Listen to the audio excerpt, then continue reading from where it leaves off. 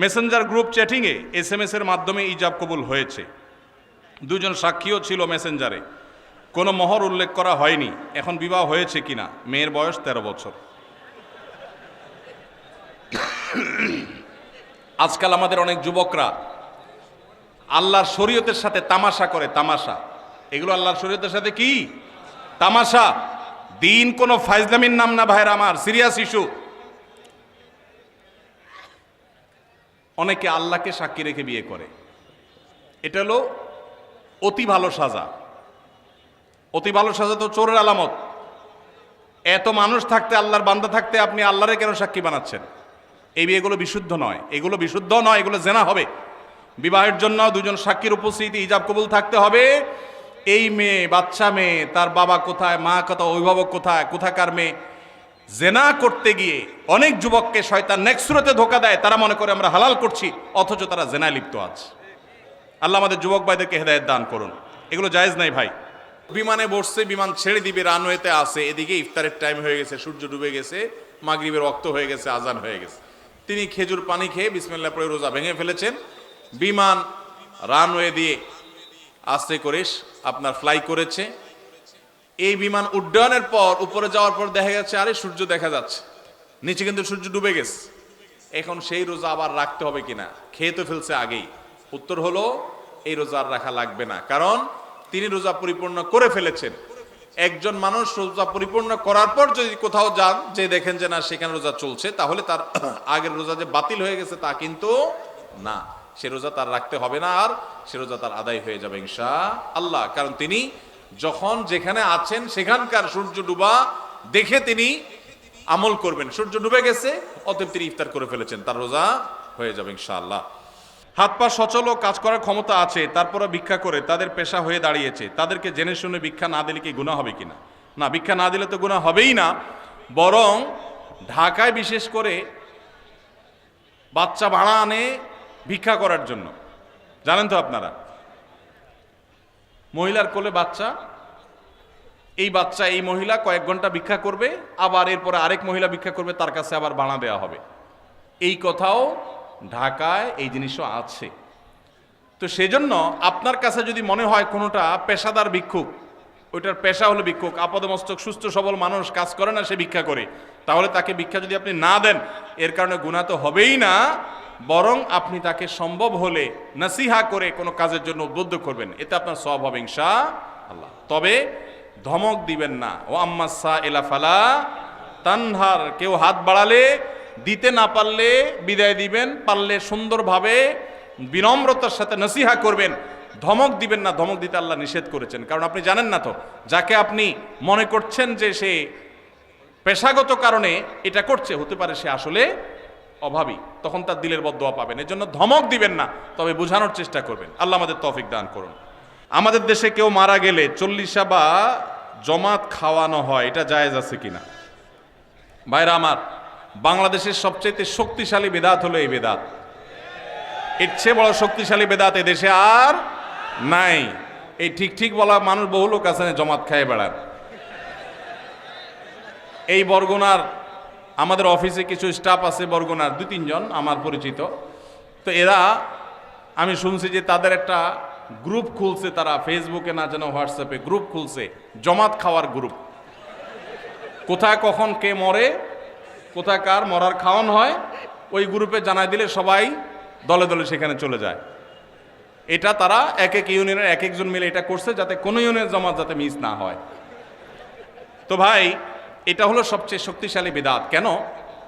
আমি একটা কথা প্রায় বলি, আপনি গুগলে গিয়ে, সবার হাতে হাতে এখন আজকাল মোবাইল আছে, স্মার্টফোন আছে, গুগলে গিয়া শ্রাদ্ধ লিখে সার্চ দিবেন, তালিব্যস্ব রফালা আকার দয়ের পিঠে বড় ধ, শ্রাদ্ধ। শ্রাদ্ধ লিখে যদি আপনি সার্চ দেন, আপনি দেখবেন সার্চের যে রেজাল্ট আসবে আপনার চোখ খুলে দিবে। কি? হিন্দুদের মধ্যে একটা ধারণা আছে, সেটা হলো যদি কোনো মানুষ মারা যায়, যে মারা যায় তার মৃত্যুর পর এলাকাবাসী, আত্মীয় স্বজন সবাইকে দাওয়াত দিয়ে না খাওয়ানো হলে ওই লোক স্বর্গে সোনা দানা পায়, খাওন পায় না, সে না খায় কষ্ট করে। এই জন্য ওই লোকের জন্য যে খানা দানার আয়োজন করে ওই অনুষ্ঠানের নাম হলো শ্রাদ্ধ। ওইটার নাম কি ভাই? শ্রাদ্ধ। গুগল করে দেখেন, পেয়ে যাবেন হাতের কাছেই। আমাদের সাবকন্টিনেন্টে যেহেতু হিন্দু ভাইদের সাথে আমাদের সামাজিক সহাবস্থান আছে, তারা তাদের ধর্ম পালন করেন। আমি তাওহীদবাদী, আমি ইমানদার, সেই জায়গা থেকে আমি শিরকে আল্লাহর নিকট সবচেয়ে অপরাধ মনে করে বাঁচার চেষ্টা করি, কিন্তু তারটা তিনি করেন, তারটা তিনি করে, এটা তার ব্যাপার। কিন্তু তাদের সাথে মিশার ফলে তাদের অনেক সংস্কৃতি আমাদের মুসলমানদের মধ্যে চলে আসছে, আমরা টেরও পাই নাই। এই যে মানুষ মারা যাওয়ার পরে যে খাওয়ার অনুষ্ঠান মৃত ব্যক্তির ওয়ারিসদের উপরে চাপানো হয়, এটা ওই শ্রাদ্ধ থেকে এসেছে। এটা ইসলামে নাই। ইসলামে আছে উল্টাটা। উল্টা কি? একটা মানুষ মারা গেছেন, নবী সাল্লাল্লাহু আলাইহি সাল্লাম বলেছেন অমুক মারা গেছেন, তার পরিবারের লোকদের জন্য তোমরা খাবারের ব্যবস্থা করো। কেন? কারণ তাদের রান্না করার মতো মানসিক অবস্থা নাই। আমরাও সেটা করি, অবশ্য আপনারাও করেন। কেউ মারা গেলে তার আত্মীয় স্বজন, তার ছেলে মেয়ে, বউ বাচ্চাদেরকে খাওয়ান দাওয়ান দেন, 2 দিন 3 দিন একটু খাওয়ান টাওয়ান পাঠান, এরপরে 40 দিনের দিন সুদে আসলে একসাথে উঠায় নেন। কি বলেন? খাবার পাঠান গামলায় করে একটু, আর খাওয়ার সময় গোটা গরুটা খেয়ে ফেলেন এলাকার মানুষ। বাপ মারা গেছে, আপনি খুশি না বেজার? খুশি না বেজার? আপনার মা মারা গেছে, আপনি খুশি না বেজার? যদি বেজার হন, খাওয়ানোর যত অপশন আছে, খাওয়ানোর যত উপলক্ষ আছে মানুষ খাওয়ানোর, এটা খুশি হইয়া না বেজার হইয়া? যেমন মানুষ বিয়ে করছে, খুশির চোটে অলিমা খাওয়ায়, এটা সুন্নাত।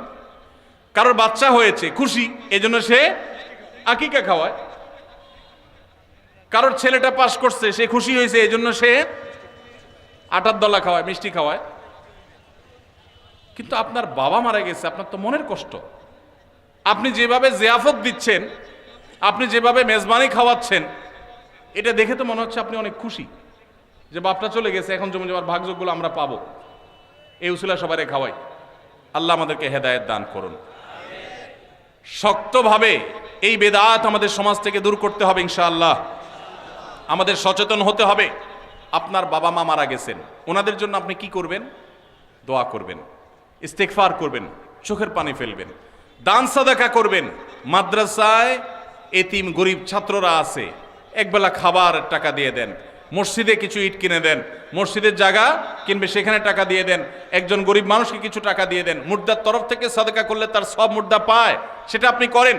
কিন্তু এই যে অন্য ধর্মের মানুষদের মতো করে খাবারের অনুষ্ঠান যেটা করছেন, এটা সুন্নাহর খেলাফ। সুন্নাহ হলো মৃত ব্যক্তির পরিবারকে খাওয়ানো, তাদের কাছ থেকে খাওয়াটা সুন্নাত নয়। আল্লাহ আমাদেরকে বুঝার তৌফিক দান করুন। মুশকিল হলো এটা যদি আপনি না করেন, আজকের ওয়াজ শোনার পর এলাকাবাসী বলবে অমুক লোকটা মারা গেছে, কি ছেলে মেয়ে রেখে গেছে, কারোর একটা হাত ধোয়াইলো না। বলবে কি না বলেন? কেন আপনার হাত আরেকজন ধোয়াইতে হবে? আপনার হাত কি লুলা হয়ে গেছে? হ্যাঁ, আরেকজন হাত ধোয়াইতে হবে, নিজের হাত নিজে ধুতে পারেন না? হাত ধোয়ানো মানে খাওয়ান আর কি, তাই না? এলাকাবাসী বহু কিছু বলবে, কিন্তু আপনি অটল থাকবেন যে আমি ইনশাআল্লাহ এগুলা করব, আমার বাবার জন্য, মায়ের জন্য যেটা করলে সওয়াব হবে সেটা আমি করব। নবীজি সাল্লাল্লাহু আলাইহি সাল্লামের কাছে এক সাহাবী এসে বলছেন, ইয়া রাসূলুল্লাহ, আমার মা মারা গেছেন, আফা আহুজ্জু আনহা, আমি কি তার পক্ষ থেকে হজ করতে পারি? নবীজি বলেছেন, নাম, অবশ্যই করতে পারো। এগুলো হলো সুন্নাত। আমরা সুন্নাত বাদ দিয়ে এখন বেদাতকে আলিঙ্গন করে ফেলেছি। আল্লাহ আমাদেরকে হেদায়েত দান করুন। এরপরে প্রশ্ন হলো, পরীক্ষার খাতায় বা কুইজে ভুল লিখে আসলে পরবর্তীতে দোয়া করে ভুল উত্তর সঠিক করার কোনো উপায় আছে কি না? লা হাওলা ওয়ালা কুওয়াতা। এটা কি প্রশ্ন না তামাশা? হ্যাঁ, একবার আমার নামও লিখে দিয়েছি শেষে দিয়ে সুন্দর করে। ভাই, এই প্রশ্ন আমার ফাঁকিবাজ ছাত্র ভাইয়ের প্রশ্ন। আপনাদেরকে একটা মার্কা দেই, মার্কা, একটা আলামত দেই, ফাঁকিবাজ ছাত্র বোঝার একটা আলামত। হুজুরদের কাছে যেসব ছাত্র প্রশ্ন দিবে, হুজুর কোন আমল করলে পরীক্ষার খাতা একেবারে ফরফরায় লিখতে পারবো, সহজে লিখতে পারবো, একটু কলম পড়া দেন হুজুর, ফু দিলে জানে কলমে একেবারে গুলির মতো চলতে থাকে। এগুলো বেশিরভাগই ফাঁকিবাজ ছাত্রদের আলামত। ভালো ছাত্র যারা, তারা পড়ালেখা করে ঠিকঠাক মতো, আবার আল্লাহর কাছে দোয়া করে যায় পরীক্ষা দেয়, শেষ। আর ফাঁকিবাজ যারা, সে তো জানে পড়ালেখা করে নাই, টোটো করে ঘুরে বেড়াইছে। এই জন্য হুজুরের কাছ থেকে কলম পড়া, এটা সেটা দুনিয়ার ডানে বামে বিভিন্ন পথে যায়। এই জন্য পরীক্ষা ভালো হওয়ার আমল কি যদি বলেন, আমি বলবো পরীক্ষা ভালো হওয়ার আমল হলো পড়ালেখা বেশি করে করা, সুন্দর করে করা, ভালো করে করা। এটা হলো পরীক্ষা ভালো হওয়ার আমল। ফাঁকি ঝুঁকি করবেন আর একটা দোয়া পড়লে সব ফাঁকি ঝুঁকি বাদ হইয়া পরীক্ষার খাতা সব লিখতে পারবেন আর সব পানির মতো সহজ প্রশ্ন চলে আসবে, এরকম কোনো আমলের কথা আমার জানা নাই। ইসলাম অলসদের জন্য না, ইসলাম পরিশ্রমীদের জন্য। নবীজি আল্লাহর কাছে পানা চাইতেন, আল্লাহুম্মা ইন্নী আউযু বিকা মিনাল আজজি ওয়াল কাসাল, আল্লাহ আপনার কাছে আমি অলসতা থেকে পানা চাই। আপনি অলস থাকবেন আর বলবেন আমি শুয়ে থাকবো, আল্লাহ আমার মুখে খাবার পাঠায় দেখ, এরকম কোনো আমল আমার জানা নাই। অতএব ভালো করে পড়ালেখা করবেন তো ইনশাআল্লাহ ছাত্র ভাইরা, মনোযোগ দিয়ে পড়াশোনা করবেন এবং আল্লাহর কাছে দোয়া করবেন, আল্লাহ ইনশাআল্লাহ সাকসেস করবেন। আস-সুন্নাহ ফাউন্ডেশন যে এত বড় বড় সেবার কাজ পরিচালনা করে, এত টাকা কোথায় পান? ভাইরা আমার, আস-সুন্নাহ ফাউন্ডেশনের অনেক কার্যক্রম আপনারা দেখেন অনলাইনে অফলাইনে বিভিন্নভাবে। মূলত একটা প্রজেক্ট বাস্তবায়ন করতে আমরা যে পরিমাণ টাকা খরচ করি, অনেকে মনে করেন এর চাইতে অনেক বেশি টাকা লাগে। আমাদের দেশে রাষ্ট্রের সম্পদ যদি অপচয় তসরুফ না হতো, তাহলে এই দেশ শুধু রাষ্ট্রের যে সম্পদ খরচ করা হয় ওইটা দিয়েই রাষ্ট্রশূন্য হয়ে যেত, খুব বেশি কিছু লাগতো না। শুধু দুর্নীতি বন্ধ করলে, অপশাসন বন্ধ করা গেলে, অপচয় বন্ধ করা গেলে, রাষ্ট্রের টাকাকে যদি আমানত মনে করে কর্তা ব্যক্তিরা প্রতিটা টাকা চিবিয়ে রস যেরকম বের করে নিজের পকেটের টাকাটার, ওইরকম রাষ্ট্রের টাকাটা যদি আমানত মনে করে খরচ করত, তাহলে যে পরিমাণ টাকা রাষ্ট্র খরচ করে তাতে রাষ্ট্রের আসলে তেমন কোনো সংকট থাকার কথা না। আমরা ক্ষুদ্র সেবামূলক কাজ করে আমরা দেখেছি যে একটা প্রজেক্টে 20-50 লাখ টাকা দিয়ে কত যে কাজ করা যায়, কত যে পরিবারকে স্থায়ীভাবে তাদের দারিদ্র্য বিমোচন করা যায়, অথচ শত শত হাজার কোটি টাকা চলে যায় আমাদের ছোটখাটো প্রজেক্টে। তো সেইগুলা যদি আমরা রোধ করতে পারতাম তাহলে আসলে টাকা অনেক বেশি লাগতো না। আস-সুন্নাহ ফাউন্ডেশন যে শত শত কোটি টাকা নিয়ে বসে আছে আর খরচ করে আসলে তা কিন্তু না। মূলত প্রথমত আল্লাহর বরকত, দ্বিতীয়ত হলো আমাদের একটা দীপ্ত শপথ আছে, সেটা হলো নিজের পকেটের টাকা খরচ করতে এত চিন্তা করব না, মানুষের দানের টাকা খরচ করতে যতবার চিন্তা করব। এবং আল্লাহর ফজলে সেজন্য আল্লাহ তাআলা বরকত দেন। এবং সেই সাথে যেই টাকা আসে তার সবই হলো আপামর সাধারণ মানুষের টাকা, একেবারে মাছ পিপল, একেবারে সাধারণ মানুষের যে টাকা, সেটা দিয়ে আস-সুন্নাহ ফাউন্ডেশন চলে আলহামদুলিল্লাহ। আপনারা যারা যুবকরা আছেন, এলাকায় সেবামূলক কাজ করতে চান, অনেকে চান কি চান না আপনারা?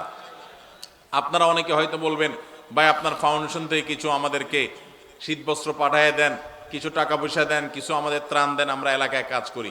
যুবকদেরকে বলতে চাই, আপনারা যদি এলাকায় সেবামূলক কাজ করতে চান, আপনার এলাকায় সেই সব সেবার কাজ শুরু করে দেন যেগুলোতে টাকার দরকার হয় না।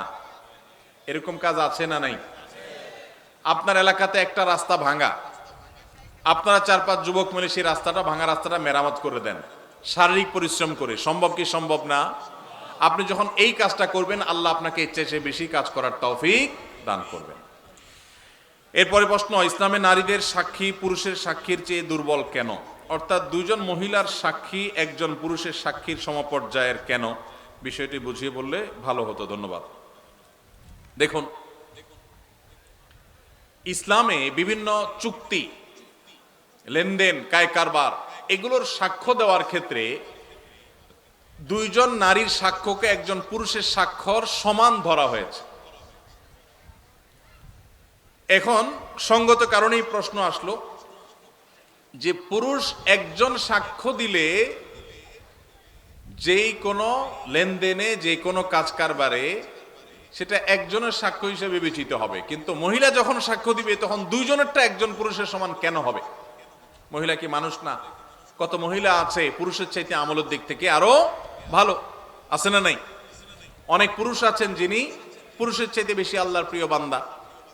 তাহলে সেক্ষেত্রে সাক্ষ্য দেওয়ার ক্ষেত্রে নারীর অর্ধেক কেন? এর উত্তর হলো, ইমাম মুহাম্মদ রহমতুল্লাহ আলাই, ইমাম আজম আবু হানিফা রহমতুল্লাহ আলাইহির একজন ছাত্র ইসলামের ইতিহাসের একজন বড় ইমাম, ইমাম মুহাম্মদ রহমতুল্লাহ আলাই, তিনি বলেছেন, যেহেতু সচরাচর চুক্তি, কাজ কারবার, বাহিরের লেনদেন এগুলোতে নারীরা উপস্থিত থাকে না, সচরাচর মেয়েদের উপস্থিতি সেসব জায়গায় থাকে না। একটা চুক্তি হচ্ছে, একটা লিখিত হচ্ছে, সেখানে মহিলাদের উপস্থিতি সাধারণত কম থাকে, পুরুষরাই থাকে। যেহেতু তাদের উপস্থিতিটা সচরাচর থাকে না, অতএব তাদের কেউ যদি সাক্ষ্য দেয় তাহলে ব্যাপারটা একটু স্ট্রং করার দরকার আছে, কারণ তার তো থাকার কথা না, কিভাবে সাক্ষ্য দিল। সেজন্য এটাকে স্ট্রং করবার জন্য আরেকজন নারীর সাক্ষ্য যখন দেয় তখন সেই স্ট্রংনেসটা চলে আসে। শুধুমাত্র ওই সাক্ষ্যটার মধ্যে স্ট্রংনেস আনার জন্য দুইজনকে সেখানে একজন পুরুষের সমান ধরা হয়েছে। এখানে কোনো মর্যাদার তারতম্য বোঝাবার জন্য নয়, যে নারী তো বাহিরে সাধারণত থাকে না, যদি সাক্ষ্য দেয় তাহলে সেক্ষেত্রে মানুষের মনের মধ্যে এই সংশয় আসতে পারে, নারী কোত্থেকে আসলো এখানে। এই সংশয় দূর করবার জন্য আরেকজন নারী যখন সাক্ষ্য দেয় তখন আর সংশয় করবার কোনো সুযোগ থাকে না। তাহলে এখানে মর্যাদার কোনো পার্থক্যের জন্য এটি করা হয়নি, এটা আমি মোহাম্মদ রহমতুল্লাহ বলেছেন। আর অনেক ইমামগণ অনেক ব্যাখ্যা দিয়েছেন। কি কি ধরনের গুনাহে লিপ্ত হলে আল্লাহ ওই ব্যক্তির দিকে মুখ ফিরিয়ে নেন, ওই ব্যক্তির দিক থেকে মুখ ফিরিয়ে নেন। ভাইরা আমার, নবী করিম সাল্লাল্লাহু আলাইহি ওয়াসাল্লাম একটি প্রসিদ্ধ হাদিস আছে, তিনি বলেছেন, সালাসাতুন লা ইয়াকাল্লিমুহুমুল্লাহু ওয়া লা ইউযাক্কিহিম ওয়া লা ইয়ানজুরু ইলাইহিম ওয়া লাহুম আযাবুন আলীম। তিন শ্রেণী মানুষ আছে, তাদের জন্য চারটা শাস্তি হবে। কয়টা শাস্তি হবে? চারটা। কয় শ্রেণী মানুষের জন্য? তিন শ্রেণী মানুষের জন্য। নাম্বার এক, শাইখুন জানিন, যে ব্যক্তি বয়স্ক হয়েও ব্যভিচারে লিপ্ত হয়েছে, এই ব্যক্তির সাথে আল্লাহ কিয়ামতের দিন কথা বলবেন না, আল্লাহ তাকে পবিত্র করবেন না, তার দিকে চেয়ে তাকাবেন না, এবং তাকে কঠোর শাস্তি দিবেন যে সে প্রাপ্তবয়স্ক, বিবাহিত, বৃদ্ধ, এরপরও সে জেনায় কেন লিপ্ত হলো। নাম্বার দুই, ওয়ামালিকুন কাযযাব, যেই রাজা, যেই শাসক প্রজাদের সাথে মিথ্যা কথা বলে, প্রতারণা করে, ডাহা ডাহা মিথ্যা কথা বলে, এরকম বাদশাহ, এরকম রাজা, এরকম শাসক, তাদেরকে নবী সাল্লাল্লাহু আলাইহি ওয়াসাল্লাম বলেছেন কিয়ামতের দিন আল্লাহ তাদের সাথে কথা বলবেন না, তাদের গুনাহগুলোকে মাফ করবেন না, পবিত্র করবেন না, এবং আল্লাহ তাদের দিকে তাকাবেন না, চেয়ে দেখবেন না, এবং তাদের জন্য কঠোর শাস্তি রয়েছে। আর তিন নম্বর হলো ওয়াইলুন মুস্তাকবির, যেই গরিব পরিবার, মানুষটা গরিব আবার অহংকার করে, তো এই ব্যক্তিকেও আল্লাহ রাব্বুল আলামিন কিয়ামতের ময়দানে এই শাস্তিগুলো দিবেন। এরপরে প্রশ্ন হলো, ধার্মিক, পরেজগার, আল্লাহ ভীরু অর্থাৎ ভালো ইসলামিক জ্ঞান সম্পন্ন মেয়ে জীবন সঙ্গী হিসাবে পেতে চাইলে কি করা উচিত? ভাইরা আমার, যুবক যারা বিবাহ করেন নাই, দিনদার ভালো পাত্রীকে যদি জীবন সঙ্গী হিসাবে পাইতে চান তাহলে আপনার নিজেকে ভালো হইতে হবে। আপনি লাগাবেন তাল গাছ, আশা করবেন আম, সম্ভব? অনেক যুবক আছে নিজে সব দুই নম্বরই কাজ করে বেড়াবে, আর বিয়ের আগে মহিলা মাদ্রাসার প্রিন্সিপালের কাছে যায় কানে কানে বলে, হুজুর একটা ভালো মেয়ে দেখেন। আছে না নেই? তো এটা কোনো ভালো মুসলমানের আলামত না। আপনি নিজে ভালো হওয়ার চেষ্টা করেন, এটা হলো ভালো মেয়ে পাওয়ার সবচেয়ে বড় উপায়। নাম্বার দুই, সূরা ফুরকান আয়াত নম্বর ৭৪, রব্বানা হাব লানা মিন আজওয়াজিনা ওয়া যুররিয়াতিনা কুররাতা আয়ুন ওয়াজআলনা লিল মুত্তাকিনা ইমামা। বেশি বেশি পড়বেন, আল্লাহ নেককার জীবন সঙ্গী যেন পাই, এই দোয়া বেশি বেশি পড়বেন। সূরা ফুরকান আয়াত নম্বর কত? ৭৪। আর নিজে ভালো আমল করবেন আর ভালো নেককারদের সাথে থাকবেন, ইনশাআল্লাহ দেখবেন আল্লাহ ভালো জীবন সঙ্গী দান করবেন। সূরা বাকারা ২৫৬ নম্বর আয়াতে বলা হয়েছে, দিনের ব্যাপারে কোনো জবরদস্তি কিংবা বাধ্যবাধকতা নাই। তাহলে আমার প্রশ্ন, মেয়েদের পর্দা করাটা কি বাধ্যতামূলক? কারণ পর্দার কথা বললে অনেকে আয়াতের উদ্ধৃতি দেয়। ভাইরা আমার, আল্লাহ বলেছেন যে ইসলামে কোনো জবরদস্তি চলবে না, লা ইকরাহা ফিদ্দীন, ইসলামে কোনো বাধ্যবাধকতা চলবে না। এর মানে কি? এর মানে কাউকে জোর করে মুসলমান বানানো যাবে না।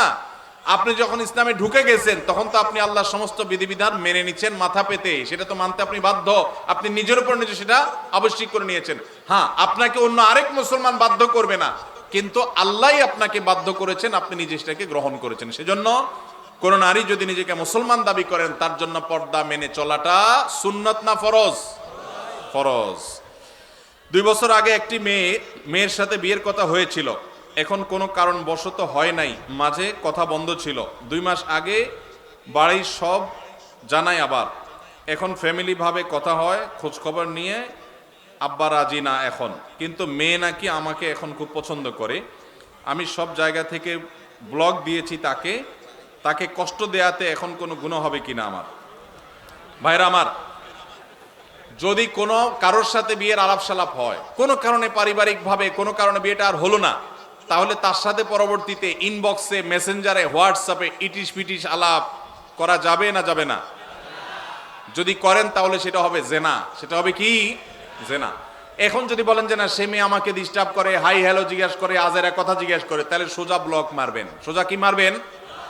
আর এই ব্লক মারলে যদি মনে হয় যে না, তিনিও তো একজন মানুষ, তার মনে কষ্ট দিলে কি আল্লাহ খুশি হবে, তাহলে বুঝবেন যে সাক্ষাৎ শয়তান হাজির হয়ে গেছে। কি হাজির হয়ে গেছে? শয়তান হাজির হয়েছে। কারণ শয়তান আপনাকে মানবিক ভালো মানুষ বানানোর চেষ্টা করছে। আসলে এটা হলো নেক্সুরতে ধোঁকা। আপনাকে আসলে শয়তান জেনার দিকে নিয়ে যেতে চায়। অন্যায় থেকে বাঁচার জন্য, হারাম থেকে বাঁচার জন্য যদি কাউকে আপনি ব্লক লিস্টে রাখেন, ইনশাআল্লাহ গুনাহ তো দূরের কথা, উল্টা সওয়াব হবে আল্লাহর কাছ থেকে। আল্লাহ আমাদেরকে তৌফিক দান করুন। আমার নাম আব্দুল্লাহ খান, আমি একজন মালয়েশিয়ান প্রবাসী। আমার প্রশ্ন হচ্ছে, আমি জানি রমজান মাসের শেষ 10 দিনে বেজোড় রাতের মধ্যে শবে কদর রাত, কিন্তু সৌদি আরবে একদিন আগে শবে কদর পালিত হয়, আমাদের বাংলাদেশে একদিন পরে শবে কদর পালিত হয়। পৃথিবীতে শবে কদর রাত কি 2 বার আসে বা হয়? ভাইরা আমার, অনেক কমন একটা প্রশ্ন। এই প্রশ্নের উত্তর হলো, আল্লাহ রাব্বুল আলামিন পৃথিবীর যে প্রান্তের মানুষের জন্য যখন বেজোড় রাত হবে, তাদের জন্য তখন শবে কদর দিবেন। এটা অস্বাভাবিক নয় যে বাংলাদেশের মানুষ যে রাত শবে কদর করেছে, সৌদি আরবের মানুষ ভিন্ন রাত শবে কদর করেছে। কারণ আমাদের এখানে যখন এখন রাত চলছে, ঠিক এই টাইমে আমেরিকাতে ফকফকা দিনের আলো। ঠিক না ভাই? ঠিক। তাহলে আমাদের যদি এখন শবে কদর হয়, আমেরিকান মানুষদেরকে এখন শবে কদর হওয়ার সুযোগ আছে? শবে কদর মানে হলো কদরের রাত, তাদের তো রাতই না, এখন দিন। তাহলে বোঝা গেল লাইলাতুল কদর এক এক দেশে, এক এক অঞ্চলে, এক এক সময় হতে পারে। এখন আপনি প্রশ্ন করতে পারেন যে এক এক এলাকায় যদি এক এক সময় রাত হয়, লাইলাতুল কদর হয়, তো আল্লাহ তো লাইলাতুল কদরে দুনিয়ার আসমানে নেমে আসেন, তো এক এক অঞ্চলে এক এক সময় হলে আল্লাহ কখন কোথায় থাকেন? এর উত্তর হলো, আমরা মানুষ এক জায়গায় উপস্থিত হলে আরেক জায়গায় উপস্থিত থাকি না। আল্লাহকে আমরা আমাদের মতো বিবেচনা করি। আল্লাহ রাব্বুল আলামিন তিনি সব কিছু করতে পারেন। একই সময় কোথাও তিনি উপস্থিত, আবার কোথাও অনুপস্থিত। একই সময় কাউকে তিনি মৃত্যু দিচ্ছেন, আবার কোথাও কাউকে জীবন দিচ্ছেন। তার সাথে আমাদের সক্ষমতার কোনো তুলনা চলে না। তার জন্য কোনো অসম্ভব বলতে কোনো কিছুই নাই। সূর্য একসাথে বহু জায়গায় তার উপস্থিতি জানান দিতে পারে, কিন্তু আমরা এক জায়গায় গেলে আরেক জায়গায় যাইতে পারি না। বিধায় এখানে পার্থক্য আছে। সরকারি জায়গায় মসজিদ করলে জুমার নামাজ হবে কিনা? সরকারি জায়গায় যদি মসজিদ করেন, জুমার নামাজ হবে কিনা? উত্তর হলো, জুমার নামাজ তো হয়ে যাবে, কিন্তু সরকারি জায়গা মসজিদ বানাবার জন্য আপনি অবশ্যই যথাযথ কর্তৃপক্ষের অনুমতি নেবেন। নিয়মতান্ত্রিকভাবে মসজিদ করবেন। মসজিদ আল্লাহর ঘর, সেটা এই জন্য যেখানে সেখানে করবেন। সরকারি জায়গা পাইলেন আর মসজিদ একটা বানায় দিলেন, আদৌ দরকার আছে কিনা সেটার কোনো বিবেচনা নাই, এটা করা উচিত না। তবে এটা ঠিক, মুসলিম প্রধান দেশে মুসলমানদের নামাজ পড়ার জন্য একটা সরকারি বিরাট বড় এরিয়া আছে, সেখানে অনেক মুসলমান বসবাস করে, সেখানে নামাজ পড়ার জায়গা করে দেওয়া সেখানকার কর্তব্য ব্যক্তিদের কর্তব্য, তাদের কাছে সেটা আদায় করতে হবে। কিন্তু তাই বলে আপনি চাইলেন আর খেয়াল খুশি মতো যেখানে সেখানে মসজিদ করে নিলেন, এটা করা যাবে না। সরকারি জায়গা না, শুধু অন্য কারোর জায়গাতে এরকম মসজিদ করা উচিত না। তবে যদি করেন কেউ, সে জায়গায় নামাজ আদায় করলে নামাজ হয়ে যাবে, কিন্তু নিয়মতান্ত্রিকভাবে মসজিদ আদায় করতে হবে, বানাইতে হবে। মসজিদে চেয়ারে বসে নামাজ পড়লে নামাজ হবে কিনা? ভাই, মসজিদে চেয়ারে বসলে নামাজ পড়লে নামাজ হবে কিনা? উত্তর হলো, যদি কেউ রুকু সেজদা দিতে অপারগ হন, অসুবিধা হন, তাহলে তার জন্য এটা জায়েজ হবে। কিন্তু আমাদের দেশে অনেকে একটু কোমর ব্যথা, একটু শরীরটা খারাপ লাগে, মেজমেজ করে চেয়ারে বসে নামাজ শুরু করে দেয়। এইরকম যদি করে তাদের নামাজ হবে না। কারণ আল্লাহ বলেছেন ওয়াকুমু লিল্লাহি কানিতিন, নামাজের মধ্যে দানোটা কি সুন্নত না নফল? ফরজ। এই ফরজ তরক করে যদি আপনি বলেন যে শরীরটা খারাপ লাগতেছে, চেয়ারে বসে গেলাম, একটু ভাবসাব ধরলাম, তাহলে নামাজ হবে না। যার রুকু সিজদা করার ক্ষমতা নাই, ডাক্তার তাকে কঠোরভাবে নিষেধ করেছে, মারাত্মক পেইন হয়, তার জন্য জায়েজ আছে। বাকি যেন তেন উসিলাতে এটা করা যাবে না। আমি যদি 4টা বিয়ে করি, তাহলে কি আমার সাথে 4টা বই জান্নাতে থাকবে? ভাইরা আমার, এই প্রশ্ন যে করছে, একটাও তার কপালে এখন জুটছে কিনা আমার সন্দেহ আছে। এরকম বেশি বেশি ইটিস পিটিস করার লোকগুলোর আলামত বেশি ভালো হয় না, সাধারণত ব্যতিক্রমও আছে। তো যাই হোক ভাই, আপনি নিজের জান্নাতের চিন্তা চাইতে 4 বউয়ের জান্নাত নিয়ে চিন্তায় আছেন। মানুষ কত রকমেরই থাকে, মাশাআল্লাহ। তো এটা নির্ভর করবে আমলের উপর ভাই। আপনার বউ একজন না দুইজন তিনজন না চারজন, এটা ইস্যু না। ইস্যু হলো যে সবাইকে জান্নাতি বানাতে পারলেন কিনা, আপনি নিজে জান্নাতি হতে পারলেন কিনা। যদি সবাই জান্নাতি আমল করেন তাহলে সবাই জান্নাতে যাবেন। আল্লাহ না করুক যদি দুইজন জান্নাতি আমল করেন তাহলে দুজন জান্নাতে যাবেন। যে জান্নাতি আমল করবে সেই জান্নাতি যাবেন। আপনি নেককার মানুষ ছিলেন, আপনার বউ চারটা হলো, চারটাই একেবারে বাই ডিফল্ট ফ্যামিলি মেম্বার হিসাবে অটো পাস পেয়ে যাবে। দুনিয়াতে অটো পাস আছে, আল্লাহর কাছে অটো পাস বলতে কিচ্ছু। যার যার আমল করেই তাকে পার হইতে। দুনিয়াতে মামু খালুগিরি চলে, আখেরাতে আল্লাহর কাছে চলবে। আপনার মামু আছে, নেতা আছে, গোতা আছে, দুনিয়াতে পার হইতে পারবেন, ওখানে এই সমস্ত ধানায় পানায় চলবে না। যার আমল ভালো হবে সে আল্লাহর কাছে জান্নাত পাবে। দাড়িতে কাটিং করে ডিজাইন করা যাবে কিনা? দাড়িতে কাটিং করে ডিজাইন করা বলতে যদি বুঝান ওই যে ফ্রেঞ্চ কাট এটা সেটা, তাহলে এটা দাড়ির সাথে একটা তামাশা এবং মশকরা করা। নবী করিম সাল্লাল্লাহু আলাইহি সাল্লাম বলেছেন, আফুল্লুহা, তোমরা দাড়িকে লম্বা করো, আর খুল্লুহা, দাড়িকে ছেড়ে দাও। পরিষ্কার নির্দেশ নবীজির। কোন একটা হাদিসে নবীজি সাল্লাল্লাহু আলাইহি সাল্লাম আমাদেরকে দাড়িতে কাটিং আর স্টাইল করতে বলেন না। এটা স্টাইলের জিনিস না। যারা দাড়ি রাখতে ইতস্তত বোধ করেন তাদেরকে বিনয়ের সাথে বলতে চাই, এটা পুরুষত্বের মার্কা। এটা কিসের মার্কা? আল্লাহ নারীর শরীরে যা যা দিয়েছেন, নখ আপনারটা বাড়ে, মহিলাদেরটাও বাড়ে। আপনার মাথার চুল আছে, তাদেরও আছে। আপনার শরীরের অঙ্গ প্রত্যঙ্গে যেখানে যেখানে যা যা আছে, লোম অবাঞ্ছিত সব তারও আছে। শুধু দুইটা জিনিস, দাড়ি আর গোপ, এগুলো নারীকে আল্লাহ দেন না, আল্লাহ আপনাকে দিয়েছেন। এর জন্য গোপটা ছোট ছোট রাখা আর দাড়ি লম্বা রাখা, এটা পুরুষত্বের আলামত। এখন আপনি যদি বলেন যে আমি হিজড়া হয়ে যাব, তাহলে আমার কি করার? আল্লাহ আমাদের ভাইদেরকে হেদায়েত দান করুন। এটা পুরুষত্বের মার্কা, এটা রাখতে কোনো কার্পণ্য করা উচিত না। আমরা অনেকে জাতে ওঠার জন্য দাড়ি রাখতে চাই না। তবে দাড়ি যদি কেউ আমাদের কোনো ভাই কেটে ছোট রাখে, আমরা তাকে অ্যাপ্রিসিয়েট করি, আলহামদুলিল্লাহ আমার ভাই শুরুটা করে দিয়েছে, আল্লাহ তার দাড়িটাকে বড় করার তৌফিক দিবে ইনশাআল্লাহ। মোহতারাম, বয়স 22, অনার্স দ্বিতীয় বর্ষের ছাত্র, পড়ালেখার পাশাপাশি জব করে নিজের খরচ চালাতে পারি। একটা মেয়েকে পছন্দ করি, তাকে বিয়ে করতে চাই, কিন্তু বাবা মাকে অনেক বললেও রাজি হয় না। তাদের কথা লেখাপড়া আগে শেষ হোক, আমি যোগাযোগ যদি রাখি মেয়ের সাথে, তাহলে আমার পিতা মাতাও কি গুনাহের ভাগীদার হবে কিনা? ভাইরা আমার, এই পরিমাণ প্রশ্ন এই রিলেটেড, এটা সাইফুল্লাহ ভাই বাইসা দিয়ে দিছেন মানে ভালো প্রশ্নই দিছেন, আমি ভাইকে দোষ দিচ্ছি না। আমি বলতেছি এরকম প্রশ্ন 20টা আসলে একটার উত্তর দেওয়া লাগে। এখানে অনেক বাবাজিরা আছেন, গ্রাম এলাকা, একটু মনোযোগ দিয়ে শুনেন আল্লাহর হস্তে। এই যুগে বহু মুরব্বীরা, বহু বাবাজিরা, বহু চাচিরা তাহাজ্জুদ পড়তে পড়তে কপালে দাগ ফেলে দেওয়ার পরও শুধু জাহান্নামে যাবে ছেলেকে সময় মতো বিয়ে না করার কারণে। আল্লাহ তাআলা কোরআনে কারিমে বলেছেন, ওয়া আনকিহুল আয়ামা মিনকুম ওয়াস-সালিহিনা মিন ইবাদিকুম ওয়া ইমামিকুম ইয়াকুম ফুকারা ইউগনিহিমুল্লাহু মিন ফাদলিহি। ভালো করে শুনে রাখেন আয়াতটা। আল্লাহ বলেছেন, তোমরা তোমাদের অধীনস্থদেরকে বিবাহ শাদী দাও, উপযুক্ত হওয়ার পর তাদেরকে বিবাহ শাদী করাও। এই আয়াতের শেষাংশটা দেখেন কত ইন্টারেস্টিং। আল্লাহ বলেছেন, ইয়াকুনু ফুকারা, তারা যদি গরিব হয়, অভাবীও হয়, ইউগনিহিমুল্লাহু মিন ফাদলি, তুমি বিয়ে করাও, আল্লাহ তাআলা তাদের অভাব দূর করে দিবে। এরপরও যদি বাপমারা, চাচা চাচিরা, আপনারা যদি ছেলে মেয়েদেরকে হাইকোর্ট দেখান সকাল বিকাল, যদি বলেন যে পায়ের উপরে দাঁড়াও, নিজের পায়ের উপরে দাঁড়াও, ছেলে কি আরেকজনের পায়ে দাঁড়া রয়েছে নাকি? তার নিজের পায়ে দাঁড়ায় আছে সে। ঠিক ঠিক করা পাবলিক ভাইরা, আপনাদেরও ওয়াজ আছে। শুধু ঠিক ঠিক মাহফিলে এসে চিল্লালে হবে না, মাঠে ময়দানে কাজ করতে হবে। কাজের বেলায় ঠন ঠন শুধুমাত্র চিরকুট দেখাই দিবেন, আর বাপরে আমি ফুসলা ফাসলা বিয়ে করে দিব আপনারে। এত সহজ মনে করছেন কেন? বাবাদের কথা তাদের জন্য প্রযোজ্য। বাবাদের মায়েদের বিয়ে দেয়াতে কার্পণ্য করা উচিত না। ছেলে যদি ডাল ভাত জোগাড় করার মতো ব্যবস্থা থাকে তাহলে দেরি করবেন না। অনেক মা বাবা আছেন এ ব্যাপারে কার্পণ্য করেন। কত জেনা ব্যভিচার হচ্ছে। এই যুবক যে প্রশ্ন করেছেন খুবই প্রাসঙ্গিক, তিনি যেটা জানতে চেয়েছেন। হ্যাঁ, ও তিনি তো জব করে ফ্যামিলি চালাইতে পারেন। এই দেখেন, চালাইতে পারার পরও বাপ মা বিয়ে দেন না কেন?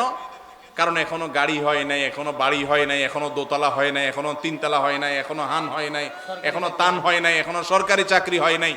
এগুলো সব ছোট লোকই চিন্তা। মুরব্বীদের বলতেছি, বাবাজিরা দুনিয়ার খোঁজ খবর তো রাখেন না। দুনিয়া এখন ফেসবুকে চলে, ইউটিউবে চলে। আপনাদের আমলে এসব ছিল না। আপনার বাপে যদি আপনারে 25 বছর বয়সে বিয়ে করায় থাকে, আপনার ছেলেকে আপনার 20 বছরে বিয়ে করানো জরুরি। কারণ আপনার আমলে এত ফিতনা ছিল না, এখন যত ফিতনা আসছে। যুবকদের চরিত্র যে ধ্বংস হয়ে যাচ্ছে, যুবক যে প্রশ্ন করেছেন খুবই প্রাসঙ্গিক প্রশ্ন। কোন যুবক, কোন যুবতী বাপমার ঢিলামির জন্য যদি দেরি করে বিয়ে করায়, তাহলে এই যুবক যত পাপ কাজে লিপ্ত হবে, এই যুবক নিজেও অপরাধী হবে, তার বাপমাও অপরাধী হবে। আল্লাহ আমাদের মুরব্বীদের হেদায়েত দান করুন। ভাইরা আমার, আমি এর আগে বিভিন্ন জায়গায় বলেছি, আল্লাহ তাআলা আমাকে এই বয়সে নানা বানিয়েছেন, আলহামদুলিল্লাহ। আমি কমপ্লিট নানা হয়ে গেছি, আলহামদুলিল্লাহ। খুব শীঘ্রই আল্লাহ চাহেন তো দাদাও হয়ে যাবো ইনশাআল্লাহ। আমার বয়স কত? খুব বেশি। আমি নানা হয়ে গেছি, আলহামদুলিল্লাহ। আমার জগতের কাজ গোছানো শেষ। অনেকে আছে 50-55 বছর বয়স, পোলার বয়স 3-4 বছর নিয়ে ঘুরে। কেন? কারণ বিয়ে করছে আদা বুড়া হওয়ার পর। আমরা সময় মতো বিয়ে করেছি, সব গোছগাছ করা কমপ্লিট, এরে বলে বাপের বেটা। আর বেশিরভাগ মানুষ এখন দেখা যায় নিজের পায়ে দাঁড়ানোর নাম করে বিয়েকে পিছাইতে পিছাইতে পিছাইতে বুড়া হয়ে সে তারপর বিয়ে শাদী করে। অতএব যুবক ভাইদের চরিত্র হেফাজতের জন্য মুরব্বীদের উপরে ফরজ। ভালো করে শুনে রাখেন, যে যুবক প্রশ্ন করেছেন সেই যুবককে বিয়ে করানো তার বাপমার উপরে ফরজ, ফরজ, ফরজ। এই ফরজ তোরক্কার কারণে বহু মুরব্বীরা জাহান্নামে যাবেন। সমাজ ব্যভিচারে ভরে গেছে, শয়তান যুবকদের বিভ্রান্ত করছে। তাদের চরিত্রকে হেফাজত করবার জন্য বিয়ে করেন, আল্লাহকে ভয় করেন, তাদেরকে বিয়ে করার ব্যবস্থা করেন। 3 রাকাত নামাজে 5-7 বার হাই আসে, কিন্তু সারাদিন রাতে একবারও আসে না। এখন করণীয় কি? ভাইরা আমার, হাই আসার একটা বিশেষ কারণ আছে। সেটা হলো সাধারণত সেহেরের রোগী, ব্ল্যাক ম্যাজিক যেটাকে বলা হয়। আজকাল আধুনিক যুগের অনেক মানুষ আছেন যারা ব্ল্যাক ম্যাজিক বিশ্বাস করেন না। একটা হলো হাতের ভেলকি, যেটাকে জাদু বলেন। ওইটা তো চোখের ভেলকি, হাতের ভেলকি, সেটা ভিন্ন বিষয়। কিন্তু জাদুকে অস্বীকার করলে ইমানই থাকবে না। কোরআনে আল্লাহ তাআলা সেহের সম্পর্কে বহু আয়াত নাজিল করেছেন। আর জাদুর বাস্তবতা বোঝার জন্য আপনার শুধুমাত্র সত্যানুসন্ধানে দৃষ্টি থাকা দরকার। আপনি একটু তাকালে দেখতে পাবেন যে কিভাবে আল্লাহ তাআলার কোরআন কাজ করে মিরাকলের মতো। শুধু জাদুর রোগীকে যে ট্রিটমেন্ট করা হয়, কোরআন দিয়ে রুকিয়া করা হয়, এটা দেখলে আপনার ঈমান বেড়ে যাবে। তো এখন জাদুর রোগীদের অনেক সময় হাই বেশি আসে, হাই অহেতুক কোনো কারণ ছাড়া দেখবেন হাই তুলতে থাকে অসংখ্য। বিশেষ করে কোরআন তেলাওয়াত করলে এবং নামাজে দাঁড়ালে অস্বাভাবিক পর্যায়ে হাই আসা, এটা বেশিরভাগ ক্ষেত্রে সেহেরের আলামত হয়ে থাকে। আবার অনেকের সাধারণ অবস্থাতেও আসে। আবার অনেক সময় শরীরে অলস থাকার কারণে, অনেকদিন না ঘুমায় থাকার কারণে হাই আসে। অনেকে নামাজে অলসতা আসে, সেটাও হয়, কিন্তু সেহেরের কারণে অনেক সময় হয়। সেজন্য সেহের কারণে হলে কোনো রাকির কাছে শরণাপন্ন হবেন। আমাদের এলাকা ফজরের আজানের আগে কিছুক্ষণ গজল জিকির করার পরে বিসমিল্লাহ বলে আজান শুরু করে। এটা কতটুকু সুন্নাহ? ভাইরা আমার, আজানের আগে কোনো বিসমিল্লাহ বলতে হবে না। আজানটা আল্লাহু আকবার, এটাই আল্লাহর নাম, এটাই জিকির। আবার বিসমিল্লাহ বলে আলাদা জিকির করার দরকার নাই, এটা সুন্নাহ দ্বারা সাব্যস্ত নয়। আজানের আগে আলাদা কোনো বিসমিল্লাহ বলার দরকার নাই, এটা সুন্নাত নয়। দ্বিতীয়ত হলো, আজানের আগে আবার এই যে গজল গাচ্ছেন, মানুষকে ডাকতেছেন, তাহলে আজানটা কিসের জন্য? আজান তো মানুষকে ডাকার জন্য। এই জন্য এটা সুন্নাহ সম্মত কোনো কাজ হতে পারে না। চাচাকে বাবা ডাকা যাবে কিনা? কেন, আপনার বাপ নাই? যে ভাই প্রশ্ন করছেন চাচারে বাপ ডাকবেন কেন? হতে পারে বাপ নাই, তো রূপক অর্থে বাপ ডাকলে ঠিক আছে। আমরা অনেক সময় মুরব্বীদের করি বাবাজি, ভাইকে বলি ভাই। আমি বললাম সাইফুল্লাহ ভাই, এর মানে কি উনি আমার মায়ের পেটে ভাই হয়ে গেছেন?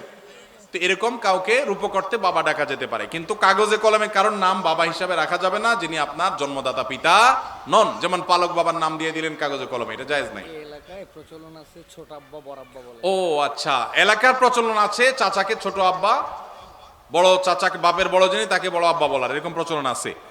এটা কোনো অসুবিধা নেই, কারণ এখানে হাকিকি অর্থে বাবা ডাকা হয় না। আল্লাহ বলেছেন উদউহুম লিআবাইহিম হুয়া আকসাতু ইনদাল্লাহ, মানুষকে তার বাবার নামে ডাকবে। এখানে চাচাকে যে বাপ বলা হচ্ছে এটা অরিজিনাল একদম প্রকৃত অর্থে বাবা, সে অর্থে না বাবার মতো। আম্মুর রজুলের সিমু আবি, সেই অর্থে যে চাচা বাবার মতো, সেই অর্থে বাপ ডাকা হয়, অসুবিধা নেই। আল্লাহ আপনার সকল খেদমত কবুল করুক। আমি জানতে চাই, কেউ কাউকে পাপের আদেশ দিয়ে যদি বলে এই পাপের দায় আমার, তাহলে যে পালন করবে সে কি পাপ মুক্ত হবে? ফেরেশতাদের মুগুর দুইজনই সমানভাবে খাবে। যে আদেশ দিছে সে তো হুকুমের আসামি হিসেবে খাবেই, আর যে এই যে সরল শাস্তেছে যে আমাকে তো সে আদেশ দিছে, তো নবী করিম সাল্লাল্লাহু আলাইহি ওয়াসাল্লাম বলেছেন লা তাআতা লি মাখলুকিন ফি মাসিয়াতিল খালিক, আল্লাহর কোন নির্দেশ লঙ্ঘন করে পৃথিবীর কারোর কথা মানা যাবে। এখন কেউ যদি আপনাকে অন্যায় করতে বলেন আর আল্লাহ যদি সেটা নিষেধ করেন তাহলে সেই কাজ করা যাবে? যদি করেন তাহলে আপনিও অপরাধী হবেন। যদি কেউ বলে যে তুমি করো এর দায় আমার, তাহলে বুঝবেন যে এটা চিটার, এটা কি, এটা বাটপার। কারণ কেউ কারোর পাপের বোঝা নিতে পারে।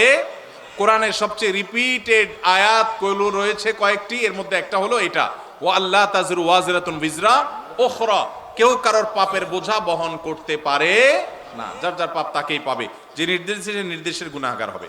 আমি একজন ছাত্র, আলেমদের সাথে থেকে সব আমল আখলাক ঠিক রাখতে পারলেও হস্তমৈথুন ছাড়তে পারি না, এত চেষ্টা করে তাও পারি না। ভাইরা আমার, আমাদের তরুণ ভাইরা অনেকে এই ধ্বংসের পথে চলে যাচ্ছে, হারাম গুনাহে লিপ্ত হয়ে যাচ্ছেন, অনেকে বাঁচতে পারছেন না। উপায় কি?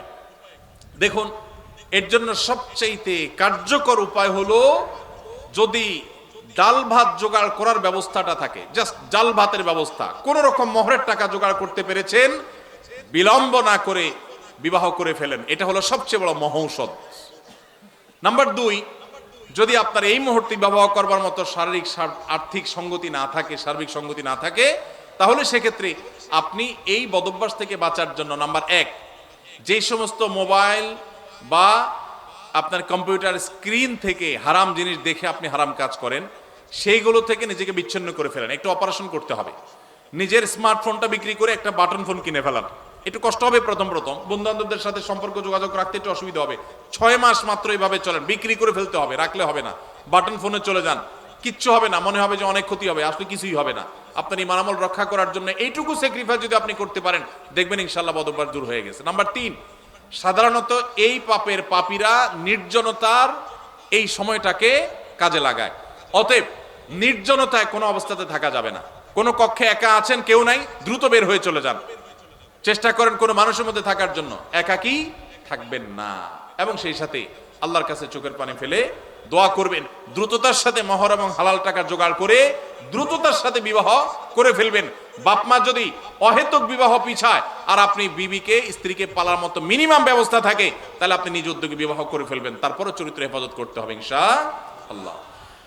কোন ইমামের যদি ঘুষ কেলেঙ্কারির অভিযোগ প্রমাণিত হয়, তাহলে তার পিছনে কি নামাজ সহি হবে?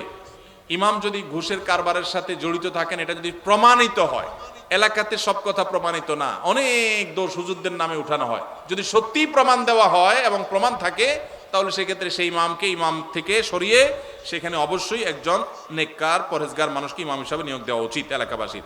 তারপরে কেউ যদি নামাজ পড়ে তার নামাজ হয়ে যাবে, নামাজ হবে না তা না। আমার প্রশ্ন হলো, দীর্ঘদিন হলো বিয়ে করছি, বাচ্চা হচ্ছে না, কোরআন সুন্নাহর আলোকে কিছু আমল বলে দিবেন। যাদের বাচ্চা হচ্ছে না তাদের জন্য ইব্রাহিম আলাইহিস সালাম এবং জাকারিয়া আলাইহিস সালামের কয়েকটা দোয়া কোরআনে আল্লাহ বর্ণনা করেছে। নাম্বার 1, রব্বি হাবলি মিনাস সলিহিন, রব্বি হাবলি মিনাস সলিহিন। এমনকি যারা এখনো বিবাহ করেন তারা এখন থেকেই দোয়া পড়তে পারেন, রব্বি হাবলি মিনাস সলিহিন, আল্লাহ আমাকে নেক সন্তান দান করুন। 1। নাম্বার 2, রব্বি হাবলি মিন লাদুনকা যুররিয়াতান তাইয়্যিবাহ ইন্নাকা সামিউদ দুআ, আল্লাহ আপনি পবিত্র সন্তান দান করেন কারণ আপনি দোয়া শুনেন। নাম্বার 3, রব্বি লা তাজআলনি ফারদা ওয়া আনতা খায়রুল ওয়ারিসিন, রব্বি লা তাযারনি ফারদা ওয়া আনতা খায়রুল ওয়ারিসিন, আল্লাহ আমাকে একা রেখে দিবেন না, আপনি সর্বোত্তম ওয়ারিস। 3টা দোয়া শিখিয়ে দিলাম, এগুলো বেশি বেশি করে পাঠ করবেন। আর একটা জিনিস মাথায় রাখবেন, আল্লাহ যদি সন্তান নাও দেন, আল্লাহর এই ফয়সালা আমরা খুশি না নাখুশ। আল্লাহ যদি একটা সন্তান দেন আর বিকলাঙ্গ হয়, তার চাইতে না দিলে ভালো না খারাপ? অতএব আল্লাহর ফয়সালাকে মেনে নেওয়ার মানসিকতা থাকতে হবে। ভাইরা আমার, রাত অনেক হয়েছে, আমার মনে হয় রাখি, বাকি প্রশ্নগুলো আমরা নিয়ে যাই ইনশাআল্লাহ বিদিনিল্লাহ। কালকের কোনো প্রশ্নে বা অন্য কোনো প্রোগ্রামে ইনশাআল্লাহ আমরা প্রশ্ন উত্তর দিয়ে দিই, কারণ আপনাদের ফজর নামাজ পড়তে হবে। আমরা গভীর রাত পর্যন্ত মাহফিল করার বিপক্ষের মানুষ, সুন্নাহ সম্মত না। কারণ আমাদের গভীর রাত মধ্যে মাহফিল করলে কি ফজর নামাজ পড়া সহজ হবে না কঠিন হবে? কঠিন হবে। সেজন্য আমরা এখানে শেষ করছি। আমরা যে সমস্ত কথা শুনলাম, জানলাম, বুঝলাম, আল্লাহ আমাকে, আপনাকে, আমাদের সবাইকে আমল করার তৌফিক দান করুন। জাযাকুমুল্লাহু খায়রা ওয়া আখিরু দাওয়ানা যুবকদের জন্য একটু দোয়া। দোয়া আপনি করেন আপনি এমনি জাস্ট ভাই। আমরা মসজিদ থেকে ওঠার দোয়া পড়বো। আল্লাহ রাব্বুল আলামিন এই মাহফিলকে যারা কামিয়া, হাত পা সচল ও কাজ করার ক্ষমতা আছে, তারপরে ভিক্ষা করে তাদের পেশা হয়ে দাঁড়িয়েছে, তাদেরকে জেনে শুনে ভিক্ষা না দিলে কি গুনাহ হবে কিনা? না, ভিক্ষা না দিলে তো গুনাহ হবেই না, বরং ঢাকায় বিশেষ করে বাচ্চা ভাড়া আনে ভিক্ষা করার জন্য। জানেন তো আপনারা, মহিলার কোলে বাচ্চা, এই বাচ্চা এই মহিলা কয়েক ঘন্টা ভিক্ষা করবে, আবার এরপরে আরেক মহিলা ভিক্ষা করবে, তার কাছে আবার ভাড়া দেওয়া হবে।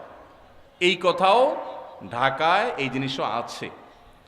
তো সেজন্য আপনার কাছে যদি মনে হয় কোনোটা পেশাদার ভিক্ষুক, ওইটার পেশা হলো ভিক্ষুক, আপাদমস্তক সুস্থ সবল মানুষ, কাজ করে না, সে ভিক্ষা করে, তাহলে তাকে ভিক্ষা যদি আপনি না দেন, এর কারণে গুনাহ তো হবেই না, বরং আপনি তাকে সম্ভব হলে নসিহা করে কোনো কাজের জন্য উদ্বুদ্ধ করবেন, এতে আপনার সওয়াব হবে ইনশাআল্লাহ। তবে ধমক দিবেন না। ও আম্মাসা এলা ফালা তানহার, কেউ হাত বাড়ালে দিতে না পারলে বিদায় দিবেন, পারলে সুন্দরভাবে বিনম্রতার সাথে নসিহা করবেন, ধমক দিবেন না। ধমক দিতে আল্লাহ নিষেধ করেছেন, কারণ আপনি জানেন না তো যাকে আপনি মনে করছেন যে সে পেশাগত কারণে এটা করছে, হতে পারে সে আসলে অভাবী, তখন তার দিলের বদদোয়া পাবেন। এজন্য ধমক দিবেন না, তবে বোঝানোর চেষ্টা করবেন। আল্লাহ আমাদের তৌফিক দান করুন।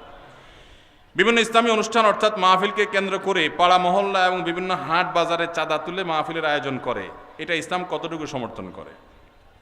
ভাইরা আমার, আপনারা করছেন নি? কিরকম করছেন? ফিতা দিয়া? মাশাআল্লাহ, মাশাআল্লাহ। এটা একটা মেসালে মাহফিল, এই মাহফিল এটা হয় নাই, আল্লাহ শুকর। আমাদের যখন আমরা মাহফিল করতাম, এখন তো মাহফিল করি না আমি, যখন আমি মাহফিল করতাম আমার একটা ফর্ম ফিল আপ করতে হইতো, ওখানে 12-13টা শর্ত দেওয়া থাকতো, এর ভিতরে একটা হলো এইটা। আমরা লিখে দিতাম যে এই মাহফিলের টাকা কিভাবে জোগাড় হবে সেটা আমাদেরকে বোঝাতে হবে আগে, এরপরে এই রাস্তাঘাটে গণকালেকশন হবে কিনা এটা আমরা জানতে চাইতাম, যদি হয় সেই মাহফিলে আমরা যেতাম না। দেখুন, একটা সময় আমরা যখন মাদ্রাসায় পড়েছি, মাদ্রাসা চালাবার জন্য ওস্তাজদের সাথে আমরাও কালেকশনে বের হয়েছি।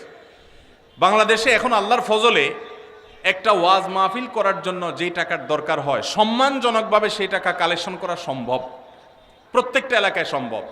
কিছু মানুষের খাসলত আছে যে রাস্তাঘাটে নামাজ ছাড়া তাদের কোনো কাজ হয় না। মাদ্রাসা ছোট ছোট বাচ্চাদেরকে দিয়ে বা নিজেরা রাস্তাঘাটে গাড়ির গতি থামায়া আপনি মানুষের কাছ থেকে চাঁদাবাজি করছেন, এটা আল্লাহর দ্বীনকে অপমান করার শামিল।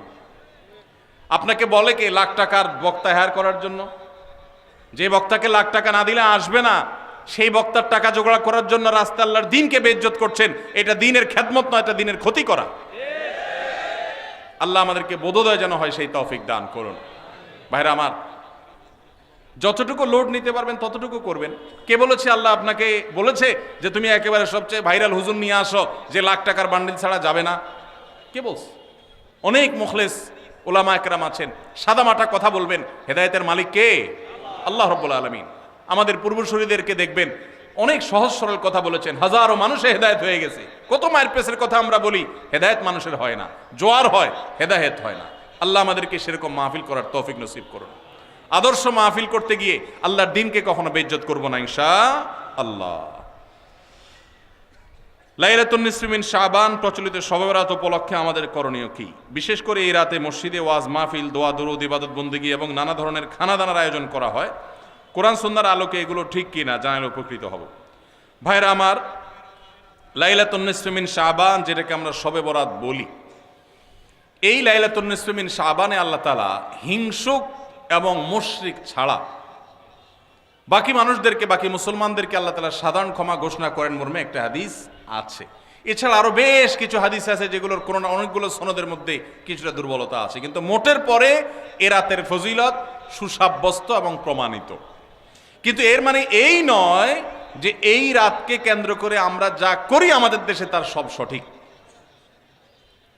আমাদের দেশে লাইলাতুল বরাতে মানুষের যে ভিড় মসজিদগুলোতে, এটা তো ভালো জিনিস যে মানুষ মসজিদে আসছে, কিন্তু অন্যদিন না এসে এই রাতে বেশি আসার কারণটা কি?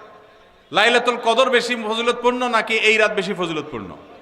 লাইলাতুল কদরের সাথে কোনো তুলনা চলবে? সেই রাতে মানুষ কি এত বেশি ইবাদতের চেষ্টা করে? তাহলে এই রাতে এত বেশি চেষ্টার রহস্যটা কোথায়? রহস্য হলো আমাদের দেশে মানুষ মনে করে যে এই রাতে ভাগ্য ঠিক হয়, অতএব সারা বছর যাই করি না করি এই একটা রাত মসজিদে গিয়া আল্লাহ বিল্লাহ করে যদি সারা বছরের ভাগ্যটা ঠিকঠাক করা যায়, এরপর আর মসজিদে যায় কেনা। এই চালাকি করলে কি ভাগ্য ঠিক হয়ে যাবে? ভাইরা আমার, লাইলাতুন নিসফে মিন শাবানকে কেন্দ্র করে বহুবিধ বিদআত, বহুবিধ বাড়াবাড়ি, বহুবিধ কুসংস্কার আমাদের সমাজে আছে। এক সময় তো প্রচুর পরিমাণ পটকা ফুটাফাটি চলতো। আলহামদুলিল্লাহ, প্রশাসনের ভাইয়েরা প্রতি বছর নিষেধাজ্ঞা আরোপ করেন এবং এটা অনেকটা কমেছে, যেটা আমাদের নিরাপত্তা হুমকির মধ্যে আমাদেরকে ফেলে। দ্বীনের নামে আমরা কখনো সেগুলো করতে পারি না। অনেক মসজিদে আলোকসজ্জা করা হয়। আলোকসজ্জা তো আপনি এমনিই করেন সারা বছর, কিন্তু এই রাতকে কেন্দ্র করে আলাদা করে আলোকসজ্জা করা, এই রাতকে কেন্দ্র করে ওই যে হালুয়া রুটি খাওয়ার একটা ব্যাপার এখনো আমাদের দেশে কোথাও কোথাও আছে। অনেকে মনে করে নবীজির দাঁত মোবারক শহীদ হয়েছেন উহুদের ময়দানে, তো তিনি হালুয়া খাইছেন, সেজন্য আমরা ভালো দাঁতে হালুয়া খাই। নবীজির দাঁত ভাঙে হালুয়া খাইছেন, আমাদের আস্ত দাঁতে আমরা কি খাই? হালুয়া খাই।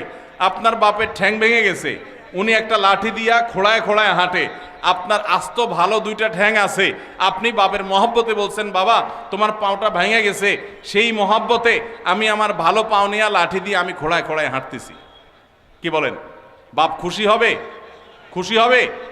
বলবে এটা তো বেয়াদবি, তামাশা করতেছো আমার সাথে, আমার ভেঙাইতেছো। নবীজি সাল্লাল্লাহু আলাইহি সাল্লাম দাঁত মোবারক শহীদ হয়েছে বাতিলের বিরুদ্ধে জিহাদ করতে গিয়ে। আপনি বাতিলের সাথে আঁতাত করবেন আর হালুয়া খায়া নবীজির সুন্নত আদায় করবেন, এর চেয়ে বড় হাস্যকর জিনিস আর হতে পারে না। অতএব সব ধরনের বাড়াবাড়ি কুসংস্কার আমাদের বন্ধ করতে হবে।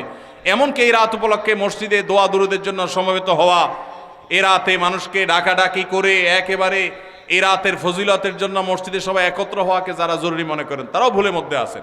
ব্যক্তিগত ইবাদতে আল্লাহর ক্ষমা পাওয়ার জন্য চেষ্টা করতে পারেন, সেটা ভিন্ন বিষয়। আল্লাহ আমাদেরকে বুঝার তৌফিক দান করুন। আমাদের দেশে কেউ মারা গেলে চল্লিশা বা জমাত খাওয়ানো হয়, এটা জায়েজ আছে কিনা? ভাইরা আমার, বাংলাদেশের সবচেয়ে শক্তিশালী বেদাত হলো এই বেদাত। এর চেয়ে বড় শক্তিশালী বেদাত এ দেশে আর নাই। এই ঠিক বলা মানুষ বহু লোক আছে জমাত খায় বেড়ান।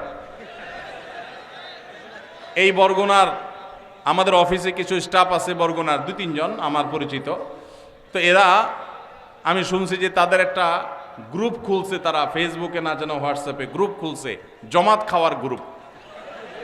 কোথায় কখন কে মরে, কোথায় কার মরার খাওয়ান হয়, ওই গ্রুপে জানাই দিলে সবাই দলে দলে সেখানে চলে যায়। এটা তারা এক এক ইউনিয়নের এক একজন মিলে এটা করছে, যাতে কোনো ইউনিয়নের জমাত যাতে মিস না হয়। তো ভাই, এটা হলো সবচেয়ে শক্তিশালী বিদআত। কেন? আমি একটা কথা প্রায় বলি, আপনি গুগলে গিয়ে, সবার হাতে হাতে এখন আজকাল মোবাইল আছে, স্মার্টফোন আছে, গুগলে গিয়া শ্রাদ্ধ লিখে সার্চ দিবেন, তালিবেশ্বর রফালা আকার দয়ের পিঠে বড় ধ, শ্রাদ্ধ। শ্রাদ্ধ লিখে যদি আপনি সার্চ দেন, আপনি দেখবেন সার্চের যে রেজাল্ট আসবে আপনার চোখ খুলে দিবে। কি? হিন্দুদের মধ্যে একটা ধারণা আছে, সেটা হলো যদি কোনো মানুষ মারা যায়, যে মারা যায় তার মৃত্যুর পর এলাকাবাসী আত্মীয় স্বজন সবাইকে দাওয়াত দিয়ে না খাওয়ানো হলে ওই লোক স্বর্গে সোনা দানা পায়, খাওন পায় না, সে না খায় কষ্ট করে। এই জন্য ওই লোকের জন্য যে খানা দানার আয়োজন করে, ওই অনুষ্ঠানের নাম হলো শ্রাদ্ধ। ওইটার নাম কি ভাই? শ্রাদ্ধ।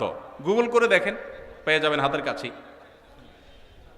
আমাদের সাবকন্টিনেন্টে যেহেতু হিন্দু ভাইদের সাথে আমাদের সামাজিক সহাবস্থান আছে, তারা তাদের ধর্ম পালন করেন। আমি তাওহীদবাদী, আমি ইমানদার, সেই জায়গা থেকে আমি শিরকে আল্লাহর নিকট সবচেয়ে অপরাধ মনে করে বাঁচার চেষ্টা করি, কিন্তু তারটা তিনি করেন, তারটা তিনি করে, এটা তার ব্যাপার। কিন্তু তাদের সাথে মিশার ফলে তাদের অনেক সংস্কৃতি আমাদের মুসলমানদের মধ্যে চলে আসছে, আমরা টেরও পাই নাই। এই যে মানুষ মারা যাওয়ার পরে যে খাওয়ার অনুষ্ঠান মৃত ব্যক্তির ওয়ারিসদের উপরে চাপানো হয়, এটা ওই শ্রাদ্ধ থেকে এসেছে। এটা ইসলামে নাই। ইসলামে আছে উল্টাটা। উল্টা কি? একটা মানুষ মারা গেছেন, নবী সাল্লাল্লাহু আলাইহি সাল্লাম বলেছেন অমুক মারা গেছেন, তার পরিবারের লোকদের জন্য তোমরা খাবারের ব্যবস্থা করো। কেন? কারণ তাদের রান্না করার মতো মানসিক অবস্থা নাই।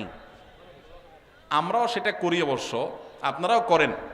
কেউ মারা গেলে তার আত্মীয় স্বজন, তার ছেলে মেয়ে বউ বাচ্চাদেরকে খাওয়ান দাওয়ান দেন, 2 দিন 3 দিন একটু খাওয়ান টাওয়ান পাঠান, এরপরে 40 দিনের দিন সুদে আসলে একসাথে উঠায় নেন। কি বলেন? খাবার পাঠান গামলায় করে একটু, আর খাওয়ার সময় গোটা গরুটা খেয়ে ফেলেন এলাকার মানুষ। বাপ মারা গেছে, আপনি খুশি না বেজার? খুশি না বেজার? আপনার মা মারা গেছে, আপনি খুশি না বেজার? যদি বেজার হন, খাওয়ানোর যত অপশন আছে, খাওয়ানোর যত উপলক্ষ আছে মানুষ খাওয়ানোর, এটা খুশি হইয়া না বেজার হইয়া? যেমন মানুষ বিয়ে করছে, খুশির চোটে অলিমা খাওয়ায়, এটা সুন্নাত। কারোর বাচ্চা হয়েছে, খুশি, এজন্য সে আকিকা খাওয়ায়। কারোর ছেলেটা পাস করছে, সে খুশি হয়েছে, এজন্য সে আটার দলা খাওয়ায়, মিষ্টি খাওয়ায়। কিন্তু আপনার বাবা মারা গেছে, আপনার তো মনের কষ্ট। আপনি যেভাবে জিয়াফত দিচ্ছেন, আপনি যেভাবে মেজবানি খাওয়াচ্ছেন, এটা দেখে তো মনে হচ্ছে আপনি অনেক খুশি যে বাপটা চলে গেছে, এখন জমি জমার ভাগযোগগুলো আমরা পাবো। এই উসিলা সবাই খাওয়াই। আল্লাহ আমাদেরকে হেদায়েত দান করুন। শক্তভাবে এই বেদাত আমাদের সমাজ থেকে দূর করতে হবে ইনশাআল্লাহ। আমাদের সচেতন হতে হবে। আপনার বাবা মা মারা গেছেন, ওনাদের জন্য আপনি কি করবেন? দোয়া করবেন, ইস্তেগফার করবেন, চোখের পানি ফেলবেন, দান সাদাকা করবেন।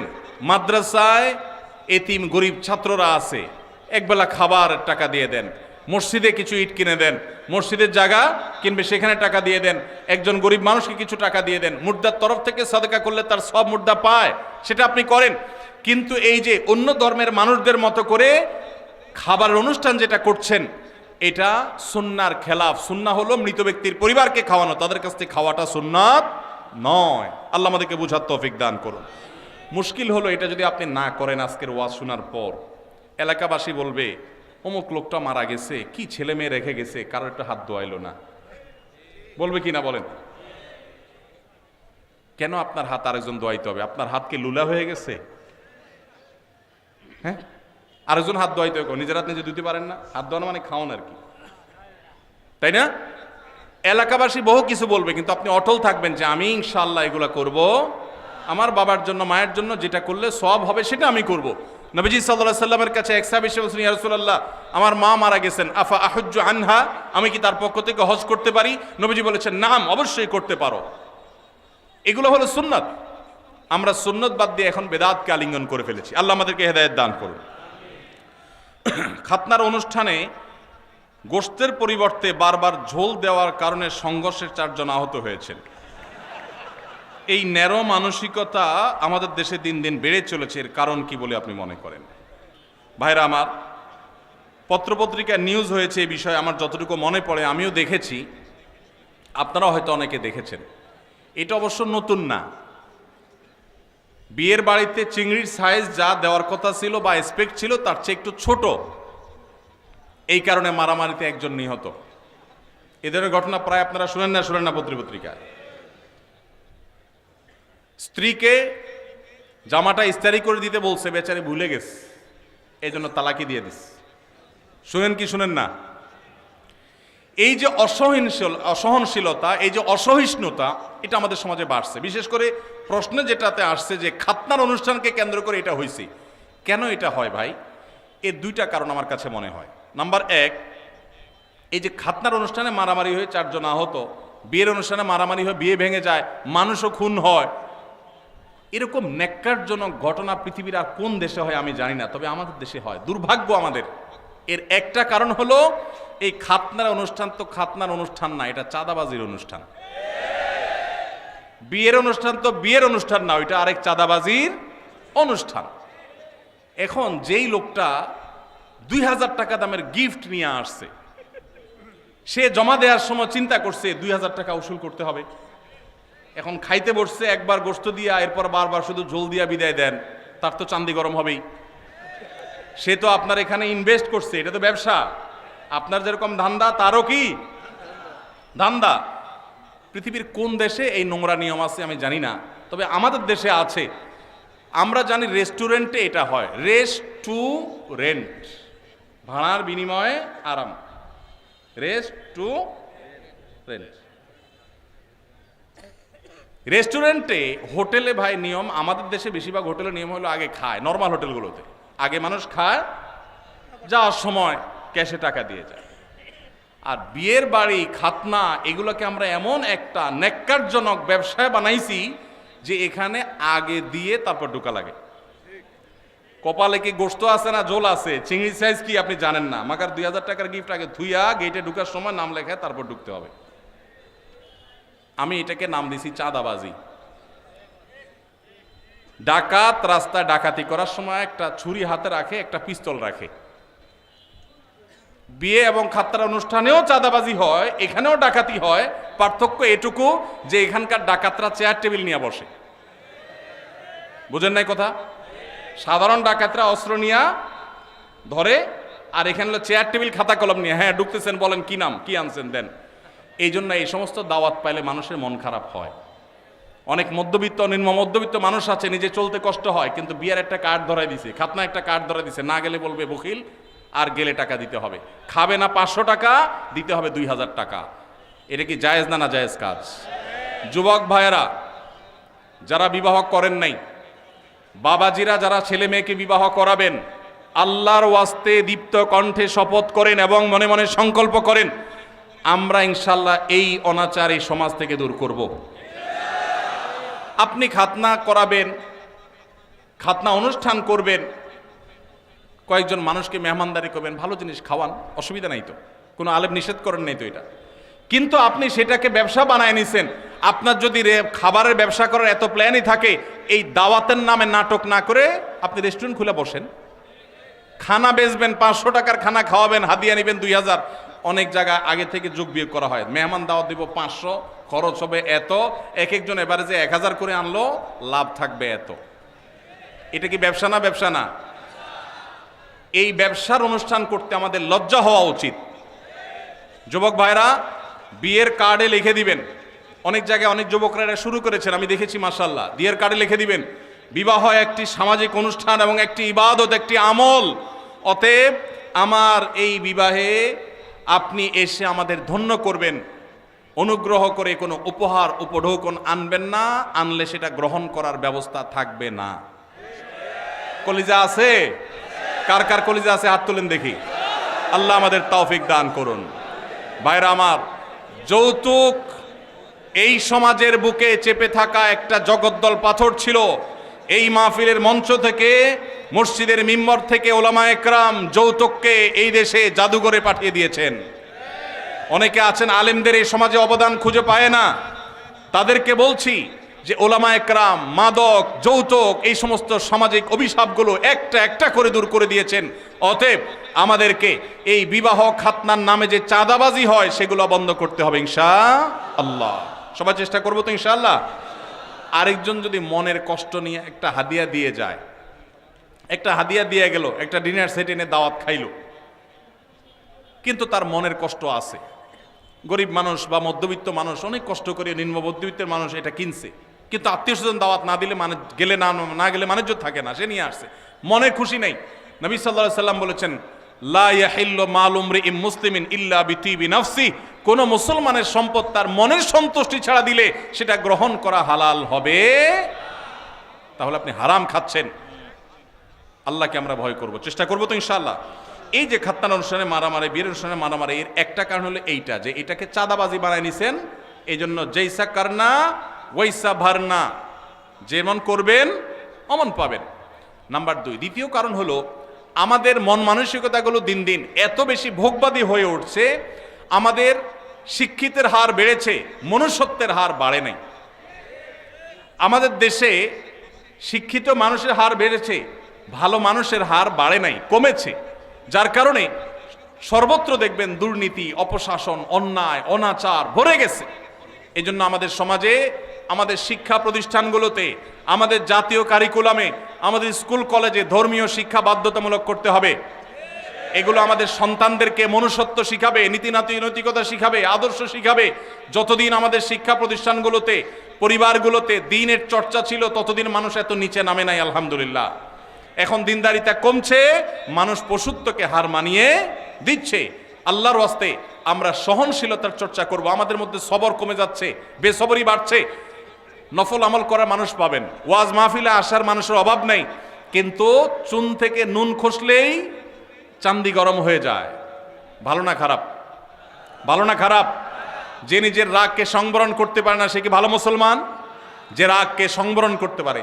আপনি গিয়েছেন একটা দাওয়াতে, অনেক মানুষকে বড় মুখ করে নিয়ে গেছেন, যারা দাওয়াত খাওয়াচ্ছে তারা একটু ছোট লোকই করছে, হয়তো একটু মেহমানদারিতে কমতি করছে, কিন্তু তাই বলে আপনি সেখানে গন্ডগোল, ফাসাদ, ঝগড়া লাগাবেন? আপনার চাইতে নিচু মানুষ তো আরেকজন হতে পারে না। এই জন্য যুবক ভাইরা নিজেদেরকে ধৈর্যশীল বানানোর চেষ্টা করবো তো ইনশাআল্লাহ।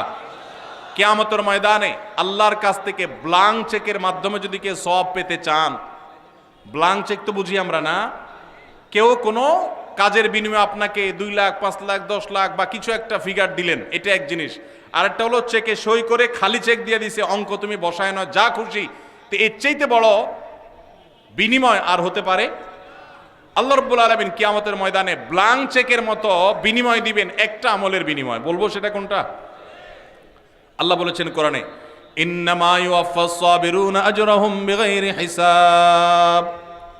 ধৈর্যশীলদের, যারা নিজেদেরকে সংবরণ করতে পারে, চান্দি গরম হলে উল্টাপাল্টা বলে ফেলে না, করে না, সবসময় সবর করে। সবরের যে 3টা প্রকার আছে, ইবাদত করতে গিয়ে সবর, পাপ কাজ ছাড়তে গিয়ে সবর। সবাই ভ্যালেন্টাইন ডে উপলক্ষে সাথীরা, বন্ধুরা অপকর্মে লিপ্ত হয়, সে তার জীবনকে বাঁচাবার জন্য, চরিত্রকে বাঁচাবার জন্য সংগ্রাম করে বেড়ায়, এটা একটা সবর। মাথা রক্ত উঠার মতো কাজ হয়েছে, কিন্তু সে নিজেকে ধরে রাখতে পারে, হজম করে, সবর করে, এটা সবচেয়ে বড় সবর। তো এই যে সবর যারা করে, আল্লাহ বলেছেন ইন্নামা ইউওয়াফাস সাবিরুনা, ধৈর্যশীলদেরকে বিনিময় দেয়া হবে আজরাহুম বিগাইরি হিসাব, কোনো হিসাব ছাড়া, ব্ল্যাঙ্ক চেক। আল্লাহ আমাদেরকে ধৈর্যশীল হওয়ার তৌফিক দান করুন। নামাজি মুসলমান পাবেন, দাড়ি লম্বা আলা মুসলমানও পাবেন, জুব্বা টুপি আলা মুসলমানও পাবেন, আলেম মুসলমানও পাবেন, কিন্তু ধৈর্যশীল মুসলমানের সংখ্যা অনেক কম, অনেক কম। আল্লাহ আমাদের ধৈর্যশীল হওয়ার তৌফিক দান করুন। সালাম দিলে কত নেকি এবং সালামের উত্তর দিলে কত নেকি হয়, এ বিষয়ে আপনারা মতামত জানতে চাচ্ছি। আমাদের গ্রামে সালাম নিয়ে নতুন করে ফিতনা হচ্ছে, এটা আবার কি? সালাম নিয়ে আবার কি ফিতনা হয়? হ্যাঁ ভাই, সালাম যে আগে দিবে আল্লাহ তাআলা তাকে কত নেকি দিবেন, আর যিনি সালাম পরে দিবেন, সালামের জবাব দিবেন যিনি, 10। এটা তো হাদিসে সুসাব্যস্ত, এটা নিয়ে তো ইখতিলাফ করার কিছু নেই। যিনি সালাম আগ বেড়ে দিবেন তার ফজিলত বেশি, যিনি নিবেন তার ফজিলত কম। কেউ কোনো অন্যায় করলে তাকে যে কেউ শাস্তি দিতে পারবে কিনা? ভাইরা আমার, কোথাও কোনো অপরাধ হচ্ছে, কেউ কোনো অন্যায় কাজে লিপ্ত, তার সে অন্যায়ের শাস্তি আপনি নিজে হাতে দিবেন কিনা, অর্থাৎ আইন হাতে তুলে নেবেন কিনা? এই প্রশ্ন উত্তরে বলতে চাই, এখানে 2টা জিনিস আছে। একটা হলো অন্যায় দেখলে বাধা দেওয়া, যেটাকে নাহি আনিল মুনকার বলেছে কোরআন। এই নাহি আনিল মুনকারটা আমাদের উপরে কর্তব্য। নবী সাল্লাল্লাহু আলাইহি ওয়াসাল্লাম বলেছেন, মান রাআ মিনকুম মুনকারান ফালইয়ুগাইয়িরহু বিয়াদি ফাইল্লাম ইয়াস্তাতি' ফাবিলিসানি ফাইল্লাম ইয়াস্তাতি' ফাবিকলবি ওয়া যালিকা আদআফুল ঈমান। কোথাও কোথাও কোনো অনাচার দেখেছেন, কোনো অন্যায় দেখেছেন, আপনার দায়িত্ব হলো হাত দিয়ে সেটাকে থামিয়ে দেওয়া। এর মানে কিন্তু আইন হাতে তুলে নেওয়া না, এর মানে অন্যায়কারীকে শাস্তি দিয়ে শাস্তি কার্যকর করা নয়, তার বিচার করা নয়। এর মানে হলো আপনি আপনার শ্রম, মেধা, কায়িক পরিশ্রম দিয়ে সে অন্যায়টা যেন না হয় তার জন্য আপনি উদ্যোগ গ্রহণ করলেন। সে উদ্যোগটা আপনাকে আইন হাতে তুলে নিতে বলে না, কিন্তু উদ্যোগ নিতে হবে। আর যদি সেটা না পারেন, অন্তত মুখ দিয়া বলবেন ভাই অন্যায়টা করবেন না। আপনি যদি কোথাও অন্যায় হচ্ছে দেখেন, আপনি সেখানে প্রতিবাদ করবেন। তবে সেক্ষেত্রে নাহি আনিল মুনকার করার ক্ষেত্রেও, অসৎ কাজ, অন্যায় কাজে বাধা দান করার ক্ষেত্রেও আপনাকে হিকমা অবলম্বন করতে হবে, আপনাকে সর্বোচ্চ উপায় অবলম্বন করতে হবে, যথাযথ উপায়। যদি সেক্ষেত্রে আপনি ত্রুটি করেন, তাহলে দ্বীনের খেদমত করতে গিয়ে দ্বীনের আরো ক্ষতি হতে পারে কি পারে না? এই জন্য ভাইরা, বিদগ্ধ আল্লাহ বিরু আলেমদের সংস্রব, সোহবত, তত্ত্বাবধান নিয়ে এই সমস্ত কাজ করবেন, তাহলে এই সব কাজ সুফল বয়ে আনবে, আর না হলে এগুলো ক্ষতি আমাদের করবে। চেষ্টা করবো তো সবাই ইনশাআল্লাহ। ভাইরা আমার, আমাদের অনেক ভাইরা আছেন এই জাতীয় কাজ করতে গিয়ে তারা লেজে গোবর করে ফেলেন। এই জন্য ওলামাদের তত্ত্বাবধান এবং পরামর্শ গ্রহণ করবো ইনশাআল্লাহ। দ্বিতীয় আরেকটা জিনিস আছে এখানে, সেটা হলো আমরা এই জাতীয় নাহি আনিল মুনকার করার বিষয়টি যেমন আমাদেরকে করতে হবে, পাশাপাশি কোনো লোক অপরাধ করলে তাকে আপনি মারধর করে, তাকে আপনি আঘাত করে শাস্তি কার্যকর করবেন, এই অধিকার ইসলাম আপনাকে আমাকে কাউকে দেয় নাই। এটা করবে বিচার ব্যবস্থা, ইসলামিক বিচার ব্যবস্থা যেন আসে, আল্লাহর বিধানও যেন বিচার হয় তার জন্য চেষ্টা করবেন। তাই বলে আপনি নিজে বিচার শুরু করবেন না। যদি করেন তাহলে কি হবে? সমাজ সুশৃঙ্খল হবে না বিশৃঙ্খল হবে?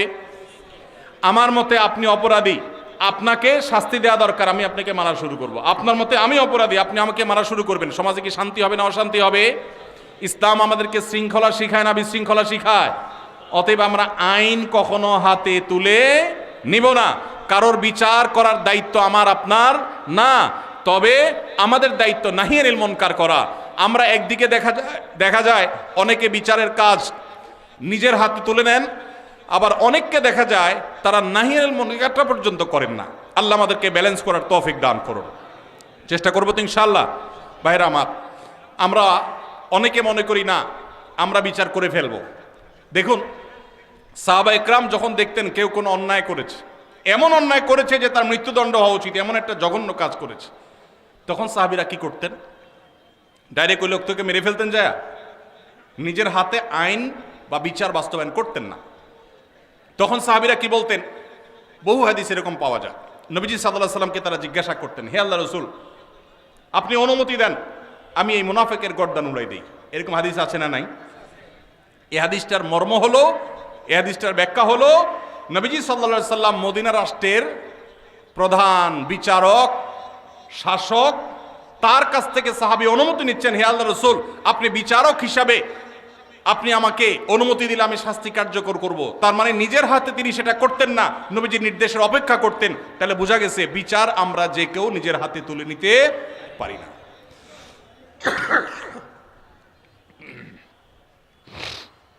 কাজী অফিসে গিয়ে উভয় পক্ষের সম্মতিতে 3 তালাক বলে বিবাহ বিচ্ছেদ করলাম, এখন কি সে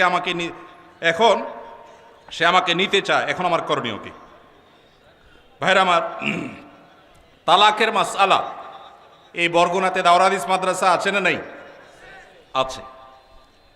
বড় বড় মসজিদ আছে যেখানে বড় বড় মুফতি সাহেবরা আছেন, এগুলো ওলামাদের কাছে গিয়ে জিজ্ঞাসা করবেন। শর্টকাট সব মাসালার উত্তর এই সংক্ষিপ্ত ভাষণে জানতে আসবেন না, কারণ তালাকের মাসালা এভাবে দিলে ভুল হতে পারে। এখানে কনভারসেশন লাগবে, আপনাকে আর অনেক প্রশ্ন করতে হবে, ডিটেইল লাগবে, তারপর উত্তর দিতে হবে। এই জন্য তালাকের প্রশ্ন উত্তর সাধারণত আমরা সংক্ষিপ্ত প্রশ্ন উত্তরে ভাষণে দেই না। এই জন্য ওলামাদের শরণাপন্ন হবেন, সব কিছু শর্টকাটে জানার চেষ্টা করবেন না। কোনো ব্যক্তি যদি তার সম্পত্তি 5 জন সন্তানদের মধ্য থেকে একজনকে বাদ দিয়ে 4 জনকে লিখে দিয়ে দেয়, সে ব্যক্তি মারা গেলে তার জানাজা নামাজ পড়া যাবে কিনা? ভাইরা আমার, আমাদের দেশে অনেকে এই কাজটা করেন, তেজ্যপুত্র করেন। প্রচলিত আইনে তেজ্যপুত্র কোথাও থাকতে পারে, কিন্তু ইসলামে তেজ্যপুত্র বলতে কোনো কিছু নবী করিম সাল্লাল্লাহু আলাইহি সাল্লাম পরিষ্কারভাবে নিষেধ করেছেন।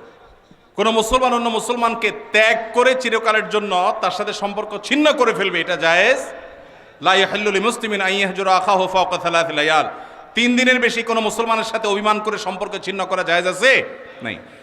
এখন সন্তান খারাপ, যত খারাপ হোক, আপনি সন্তানকে তথাকথিত তেজ্যপুত্র করলেন, করে কোনো সম্পদ দিলেন না, বঞ্চিত করলেন, আল্লাহর কাঠগড়ার আসামি হবেন।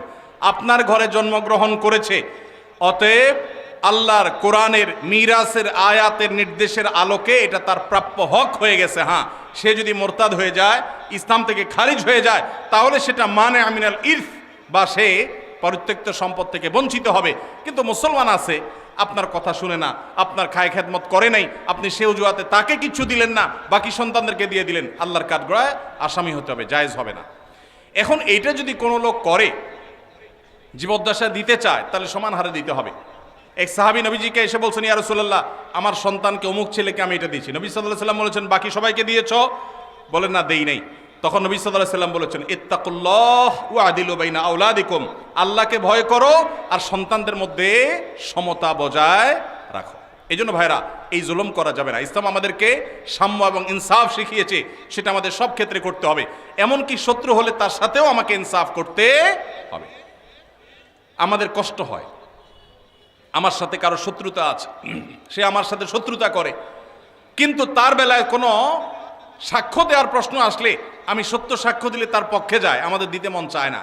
কিন্তু এই দেওয়াটাই হলো ইমানের দাবি।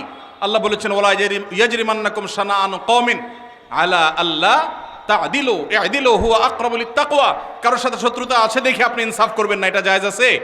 এজন্য বাবাজিরা সাবধান, সন্তান সন্ততিদের মধ্যে কোনো প্রকার হেরফের করবেন না, এটা জায়েজ নাই। সেই সন্তান যদি খারাপ হয় সে আল্লাহর কাছে দায়ী হবে, ভিন্ন কথা। তো আপনি তাকে সম্পদ থেকে বঞ্চিত করতে, হ্যাঁ, যেটা আপনি করতে পারেন, একটা সন্তান নেককার, মাদ্রাসায় পড়ে, দিনদার, ওকে একটু সম্পদ বাড়ায় দিলেন তার দিনদারিতার কারণে, সেটা জায়েজ আছে। কিন্তু একজনকে টোটাল বঞ্চিত করলেন, আরেকজনের নামে সব লিখে দিলেন, এটা কিন্তু জায়েজ হবে।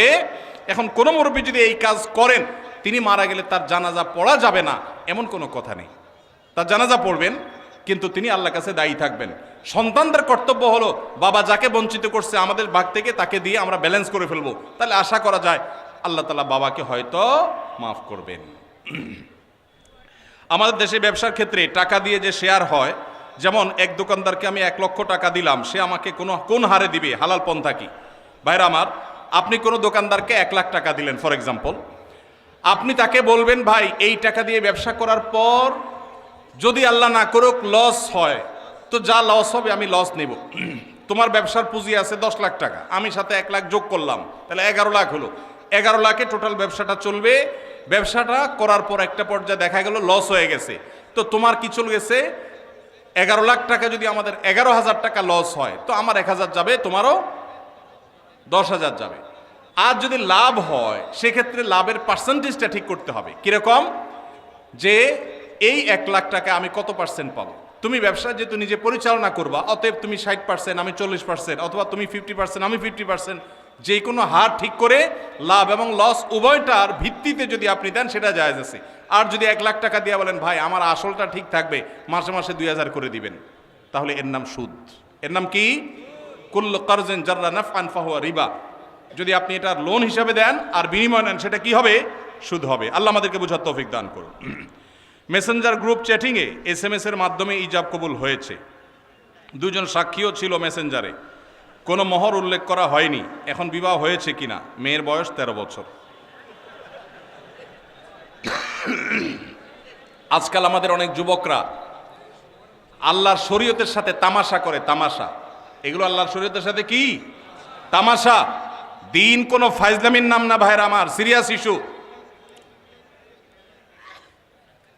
অনেকে আল্লাহকে সাক্ষী রেখে বিয়ে করে, এটা হলো অতি ভালো সাজা। অতি ভালো সাজা তো চোরের আলামত। এত মানুষ থাকতে, আল্লাহর বান্দা থাকতে, আপনি আল্লাহরে কেন সাক্ষী বানাচ্ছেন? এই বিয়েগুলো বিশুদ্ধ নয়, এগুলো বিশুদ্ধ নয়, এগুলো জেনা হবে। বিবাহের জন্য 2 জন সাক্ষীর উপস্থিতি, ইজাব কবুল থাকতে হবে। এই মেয়ে, বাচ্চা মেয়ে, তার বাবা কোথায়, মা কোথায়, অভিভাবক কোথায়, কোথাকার মেয়ে, জেনা করতে গিয়ে অনেক যুবককে শয়তান নেক্সট সুরতে ধোঁকা দেয়। তারা মনে করে আমরা হালাল করছি, অথচ তারা জেনায় লিপ্ত আছে। আল্লাহ আমাদের যুবক ভাইদেরকে হেদায়েত দান করুন। এগুলো জায়েজ নাই ভাই। কোনো একদল লোক অস্থায়ীভাবে কোনো এক অফিসে অবস্থান নিয়েছে, নিরাপত্তাজনিত কারণে তারা জুমার নামাজের জন্য পার্শ্ববর্তী মসজিদে না গিয়ে স্বস্থানে জুমার নামাজ আদায় করে। এখন জানার বিষয় হলো তাদের জুমার নামাজ সহি হয় কিনা। ভাইরা আমার, কোথাও যদি কেউ এরকম নিরাপত্তাহীনতা অনুভব করেন যে আমি জুমার নামাজ পড়তে গেলে আমার বিপদ হবে, দেখতে হবে ইস্যুটা কি ধরনের। এখন একজন চুরি করে পালাইছে, একজন সন্ত্রাসী করে পালাইছে, মানুষ খুন করে পালাইছে, ধরা পড়বে এই বয়সে জুমার নামাজ পড়তেছে না, এটা তো ভিন্ন জিনিস। কিন্তু কেউ এমন কোন পরিস্থিতিতে আছে যে সে বের হলেই তার জীবন হুমকির মধ্যে পড়বে, তখন তিনি বাসায় নামাজ পড়লে নামাজ হয়ে যাবে। আর জুমার নামাজ যদি তিনি জামাতের সাথে কোনো বাসায় পড়েন, তো জুমার নামাজ কোনো ভাষায় করার জন্য শরীয়তে অনেক শর্ত আছে। সেই শর্তগুলো না পাওয়া গেলে 2-4 জন মিলে জুমার নামাজ শুরু করে দিলে নামাজ হয়ে যাবে, এত সোজা না। এ বিষয়ে পুরো ডিটেইল অবস্থাটা জানা দরকার, যে আসলে কোন সিচুয়েশন, পরিস্থিতি কি, তারপরে মাসালা উত্তর দেওয়া সহজ হবে।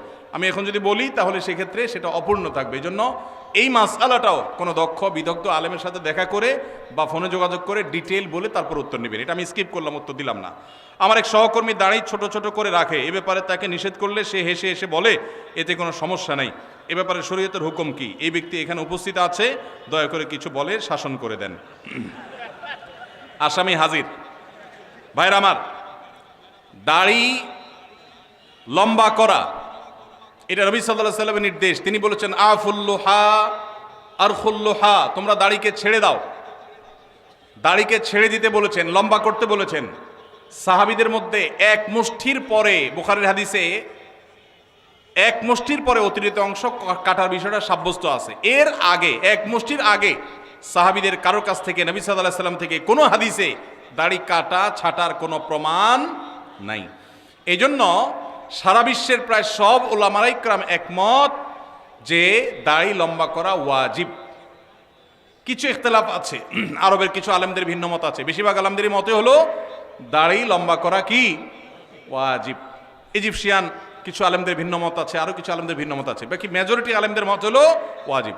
আমরা বলি দাড়ি রাখা সুন্নত, সেটা সুন্নত এই অর্থে নবীজিও দাড়ি রেখেছেন, সেই হিসাবে সুন্নত, কিন্তু তিনি নির্দেশ করলে সেটা কি হয়ে যায়, সেটা আমভাবে ওয়াজিব হয়ে যায়, সেই হিসাবে দাড়ি রাখা ওয়াজিব।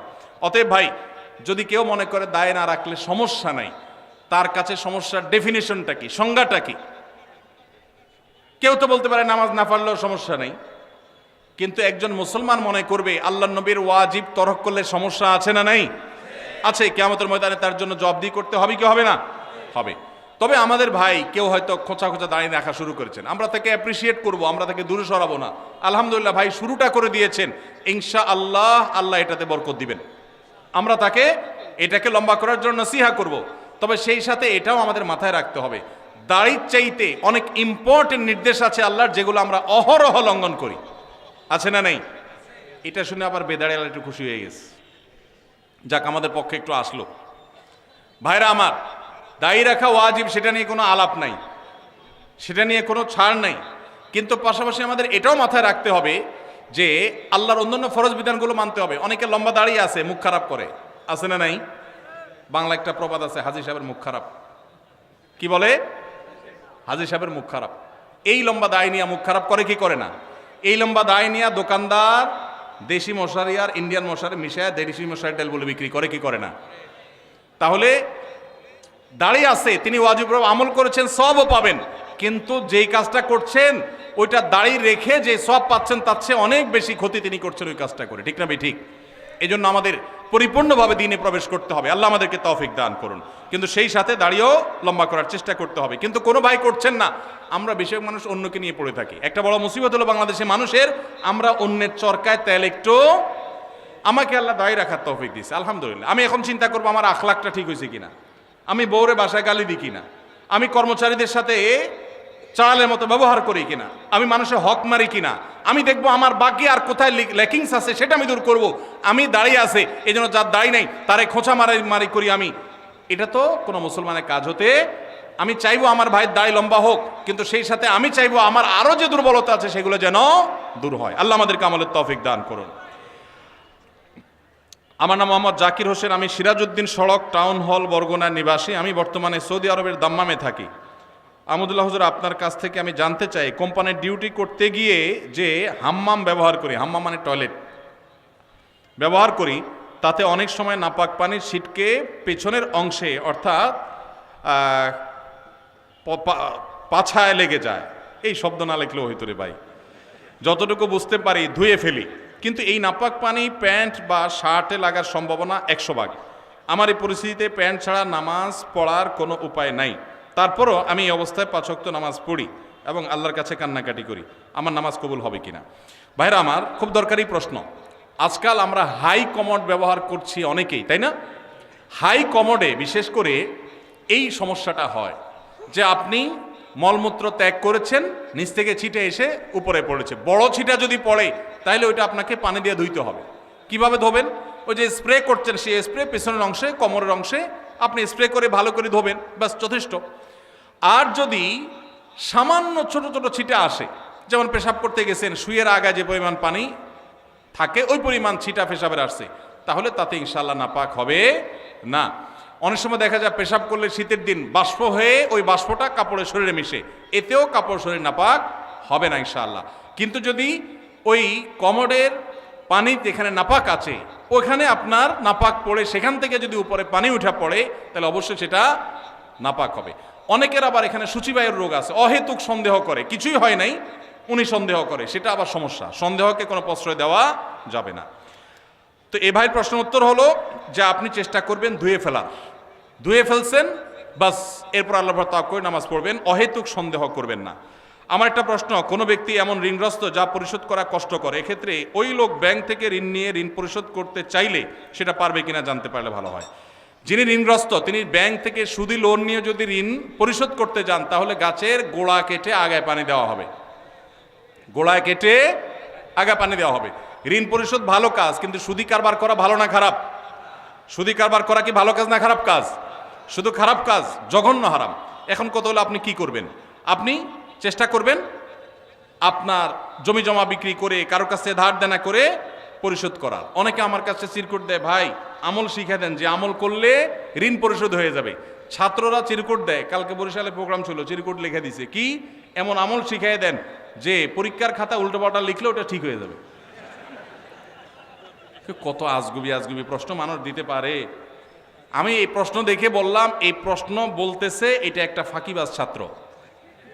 ভালো ছাত্র হলে সে পড়ালেখার চেষ্টা করবে, কলম পড়া, ওই ধানাই ফানাই করা, অমুক পিসাবের কাছে যাওয়া পরীক্ষার আগে, এগুলো সব ফাঁকিবাজ ছাত্রদের কাম।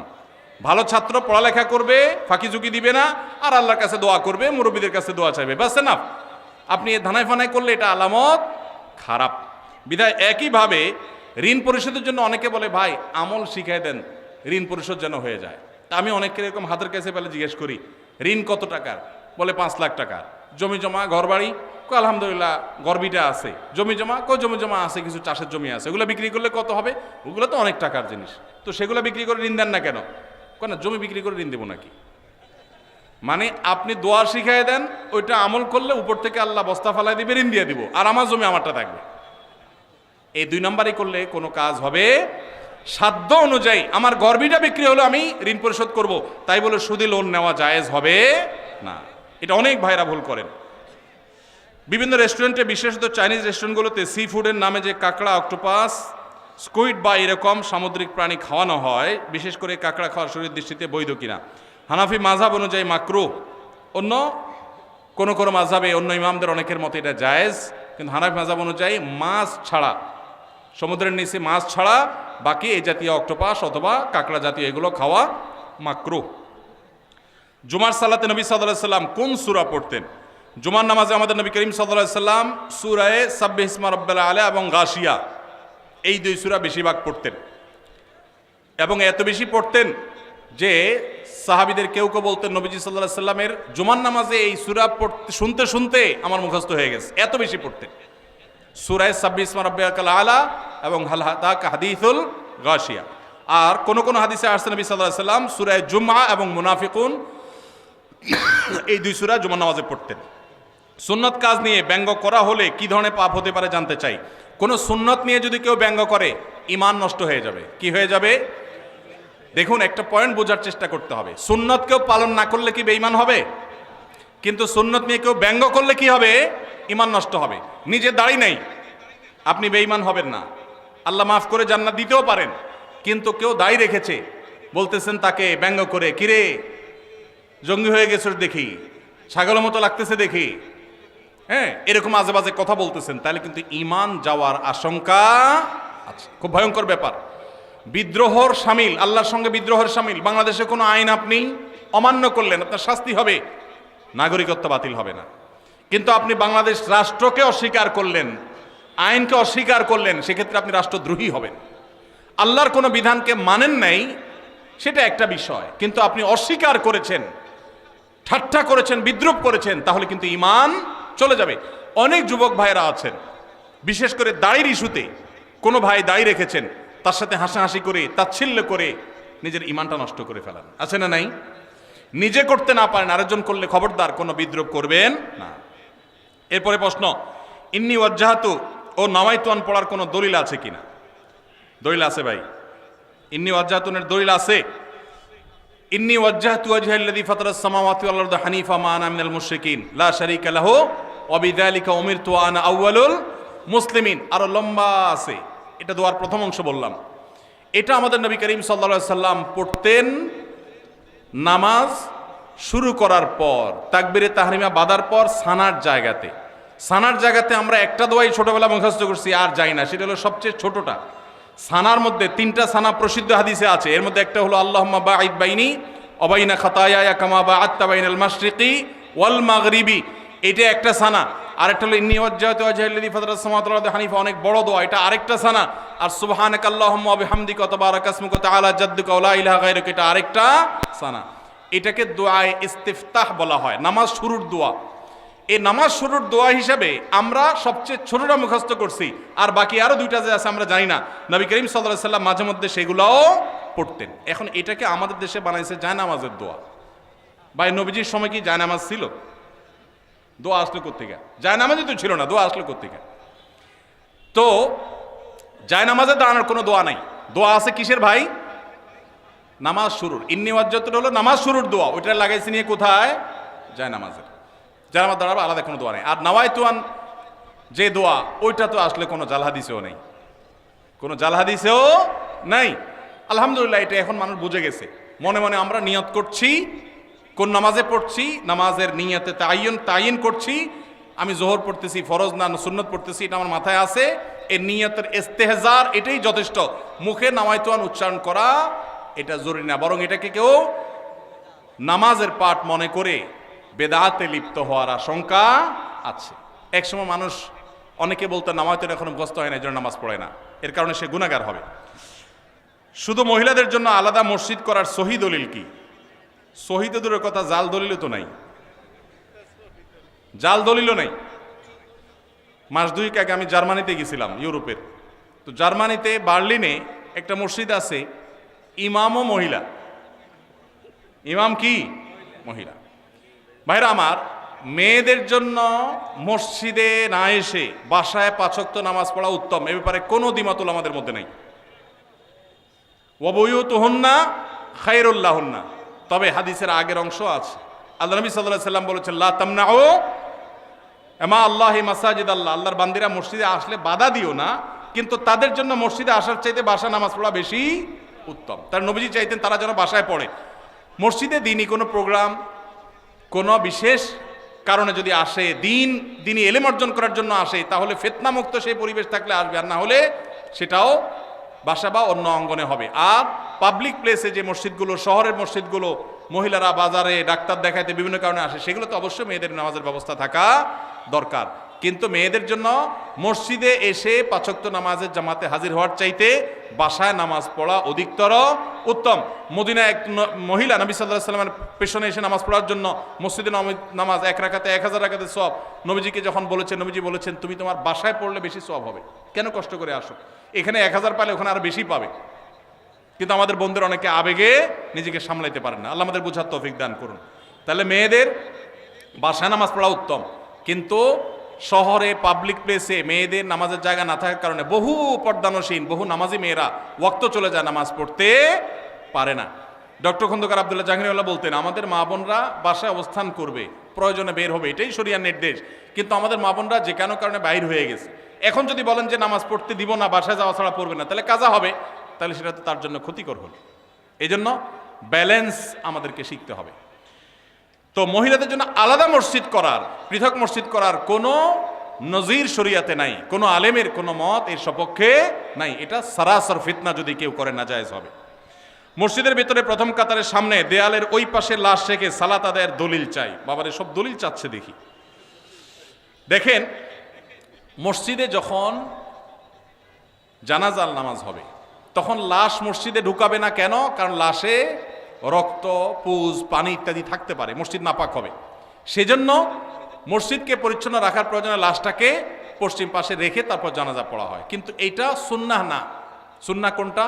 সুন্নাহ হলো মাঠে জানাজা নামাজ পড়া। এই সুন্নাহ মুর্দা হয়ে গেছে। কোনো কারণ ছাড়া গ্রামের মসজিদে এই কাজটা করা হয়। এই সুন্নাহটা জিন্দা করার জন্য আমাদের উলামাদের কাজ করতে হবে, ভাইদের কাজ করতে হবে। চেষ্টা করা যাবে না ইনশাআল্লাহ?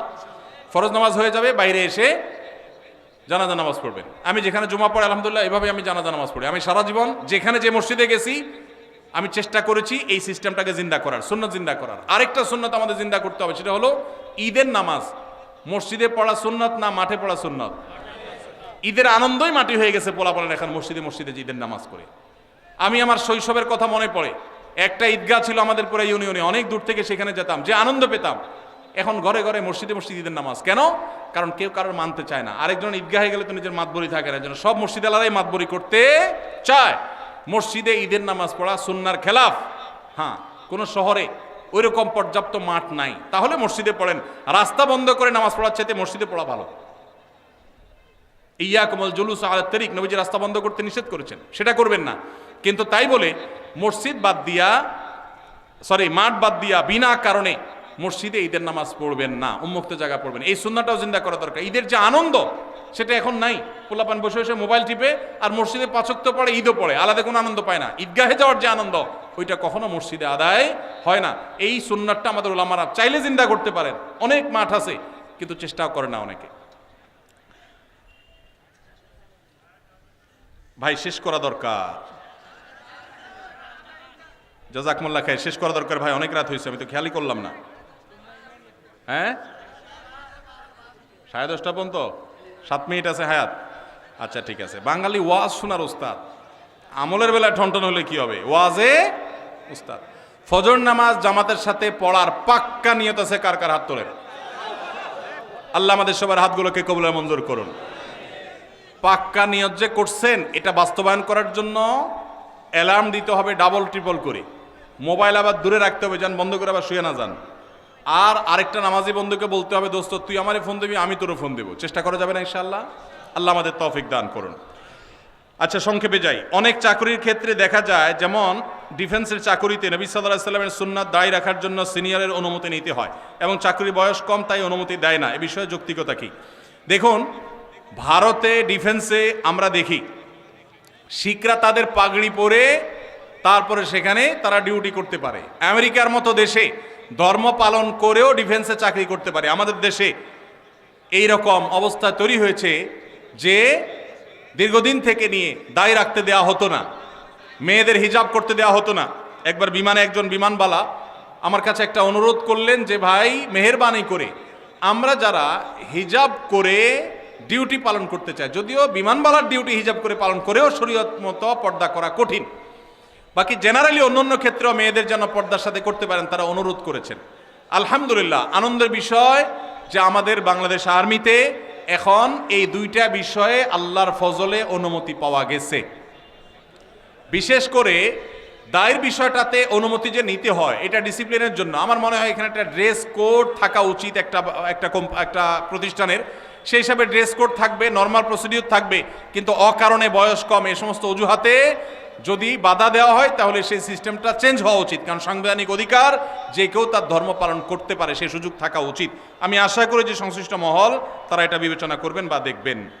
মানুষ মারা গেলে পাশে বসে কোরআন তেলাওয়াত ও খাবার আয়োজন করার বিধান কি? খাবার আয়োজন করার বিধান আমি বলেছি, মানুষ মারা গেলে 40 3 দিন আর 7 দিন মানুষ ডাইকা খাওয়ানো এটা বিদআত। আর মানুষ মারা গেলে তার পাশে বসে কোরআন তেলাওয়াত করাটাও সুন্নাহ সম্মত কোনো কাজ নয়। আমাদের দেশে মানুষ মারা গেলে লাশটাকে মাটিতে বা খাটে রেখে চারপাশে হাফেজ সাহেবদেরকে এনে কোরআন তেলাওয়াত করানো হয়। এটা শরিয়া সম্মত কোনো কাজ নয়। কেন? কোনো মানুষ মারা যাওয়ার পরে কি কি করতে হবে শরীয়তে বলা আছে না নাই? আছে না নাই? মুর্দার লাশের চারপাশে বসে কোরআন তেলাওয়াত করতে হবে, এরকম কোনো হাদিস তো আমি পাই নাই। এটা কোত্থেকে আসলো? কোরআন তেলাওয়াত যে করবে তার লাভ হবে। আল্লাহ কোরআনে বারবার বলেছেন, ওয়াল্লাইসাল ইনসানে ইল্লা মা সাআ, যে যেটা করবে সে সেটা পাবে। যিনি তেলাওয়াত করছে তার সওয়াব হবে। মুর্দার কোনো লাভ নাই এখানে তেলাওয়াত করলে। আর যদি বলেন যে কোরআন শোনাচ্ছি, তাহলে ওমা আনতা বিমুসমিউম মান ফিল কুবুর, আপনি তেলাওয়াত শোনাবেন জীবিত মানুষকে, মৃত মানুষকে তেলাওয়াত শুনিয়ে কোনো ফায়দা হবে না। এর সওয়াব হবে জীবিত অবস্থায় শুনলে। এই লোকটা জীবিত অবস্থায় শুনলে সওয়াব পাইতো, মারা গেছে এখন তার সামনে কোরআন তেলাওয়াত করলে প্রতি অক্ষরের নষ্ট নেকি, এমন কোনো কথা নাই। এজন্য এইটা দূর হওয়া দরকার। বিশেষ করে এখানে যারা মুর্দার চারপাশে এই যে গোল হয়ে কোরআন তেলাওয়াত করে, এরা সবাই টাকা নেয়। তেলাওয়াতের বিনিময়ে টাকা গ্রহণ করা সারাসার হারাম। যে দেয় সেও হারাম করে, যে নেয় সেও হারাম করে। খতমের নাম দিয়া অনেক এলাকাতে এখনো অনেকে হারাম কাজ করছেন, তাদের আল্লাহকে ভয় করা উচিত। এখানকার জনপূর্ণ স্থান অধিকাংশ সময় আমাদের কিছু সংখ্যক বোনদের অশালীন পোশাকের উচ্ছৃঙ্খল অবস্থা, অবাধ মেলামেশা, আবার অনেক সময় সিগারেট হাতে দেখা যায়। এই অবস্থায় তাদের পরিত্রাণ এবং করণীয় ও অভিভাবকদের দায়িত্ব কি হতে পারে? আমার জন্য, আমার বোনদের জন্য দোয়া করবেন, আল্লাহ যেন আপনার নেখায়াত দান করেন। ভাইরা আমার, এই যুবকের প্রশ্ন বড় প্রাসঙ্গিক প্রশ্ন। আমাদের বোনদের মধ্যে বেহায়ার পরিমাণ বাড়ছে না কমছে? বাড়ছে। এই বেহায়া দূর করার জন্য আমাদের দাওয়াতি কাজ বাড়াতে হবে, বোঝাতে হবে। পশ্চিমের মেয়েরা স্বাধীনতার নাম দিয়ে তাদের পোশাক সংক্ষেপ করা হয়েছে, দলে দলে তারা ইসলামে ফিরে আসছে, তারা বুঝতে পেরেছে এটা স্বাধীনতা নয়, এটা হলো নিজের সম্ভ্রম, নিজের ইজ্জত, নিজের সম্মানকে জলাঞ্জলি দেওয়া, কোরবানি করা। এই জন্য পশ্চিমের মেয়েরা দলে দলে ইসলামে আসছে। পুরান পাগলের যখন ভাত পায় না, নতুন পাগলের আমদানি হয়। আমাদের দেশে অনেকে এসে পশ্চিমাদের এই কালচারের অনুসরণ করে তারা যে নিজেদের ধ্বংস ডেকে আনছে, তারা নিজেদের শান্তির পথ থেকে তাদেরকে সরিয়ে দিচ্ছে। এই জন্য তাদেরকে বোঝাতে হবে, এর ভয়ঙ্কর ক্ষতি বোঝাতে হবে। কেন শরিয়া একজন নারীকে যথাযথ পর্দা মেনটেন করতে বলেছেন? এটা তার সেফটির জন্য, তার নিরাপত্তার জন্য, এটা তার সম্ভ্রমের ব্যাপার। যালিকা আদনা আন ইউরাফনা, আল্লাহ বলেছেন পর্দার বিধান এই জন্য দেওয়া হয়েছে যে এর মাধ্যমে বোঝা যাবে কে বাজারি মেয়ে আর কে সম্ভ্রান্ত মুসলিম নারী। আল্লাহ আমাদের বন্ধুদেরকে হেদায়েত দান করুন। আমার স্বামী আজ থেকে 3 বছর আগে আমার নিজের বোনকে বিয়ে করেছে। এখন আমি কি আমার স্বামীর সাথে হালাল সম্পর্কে আছি? আমি কি তার সাথে থাকতে পারবো? তাদেরও একটি ছেলে আছে। ইন্না লিল্লাহি ওয়া ইন্না ইলাইহি রাজিউন। এই ধরনের মানে জাহালত এখনো আছে। কোন পুরুষ কোন নারীকে বিয়ে করলে ওই নারী তার বিবাহে থাকা অবস্থায় ওই নারীর বোনকে বিবাহ করা বাতিল। এই বিয়ে নয়, এটা জিনা। অতএব এই বোনের কর্তব্য হলো এই পুরুষ থেকে বিচ্ছিন্ন হয়ে যাওয়া এবং তওবায়ে নাসুহা করা। ভয়ঙ্কর জিনায় তারা লিপ্ত হয়েছেন, কারণ এক বোন থাকা অবস্থায় আরেক বোন এর সাথে বিয়ে হতে পারে না। এত জাহালত, এত মূর্খতা এখনো সমাজে আছে, ভাবতে কষ্ট লাগে। এই প্রশ্নটা আসছিল যখন সাইফুল্লাহ ভাই পড়ে আমাকে বলছিলেন যে আমার চোখের পানি এসে গেছে শুনে। মানুষ এত জাহালাতের মধ্যে এখনো ডুবে আছে। আমরা কি দিনের দাওয়াতের কাজ করছি? ভাইরা আমার, একসাথে 2 বোনকে বিয়ে করা জায়েজ আছে? কোন বোন যদি কারোর বিবাহে থাকে তাহলে ওই বোনের বোনকে বিবাহ করা হারাম। ওই অবস্থায় বিচ্ছেদ হয়ে গেলে, তালাক হয়ে গেলে বা মারা গেলে তারপরে শালিকাকে বিয়ে করলে সেটা জায়েজ হতে পারে, তার আগে জায়েজ নেই। অতএব বিচ্ছিন্ন হতে হবে। এখন আপনি বলতে পারেন তাহলে আমি এখন কি করব? আল্লাহর উপর তাওয়াক্কুল করবেন, আল্লাহ তো রিজিকের মালিক। মৃত্যুর পূর্বে ওয়ারিসদের মধ্যে সম্পত্তি কম বেশি বন্টন করা যাবে কিনা? যাবে না। এর আগে একটু প্রশ্ন উত্তর আমরা বলেছি। মৃত্যুর পূর্বে যদি সম্পত্তি বন্টন করেন ওয়ারিসদেরকে সমান হারে দিতে হবে। আল্লাহ নবী সাল্লাল্লাহু আলাইহি ওয়াসাল্লাম বলেছেন ইত্তাকুল্লাহ ওয়া আদিলু বাইনা আওলাদিকুম, সমতা বজায় রাখতে হবে, কম বেশি হেরফের করা উচিত হবে না, জায়েজ হবে না।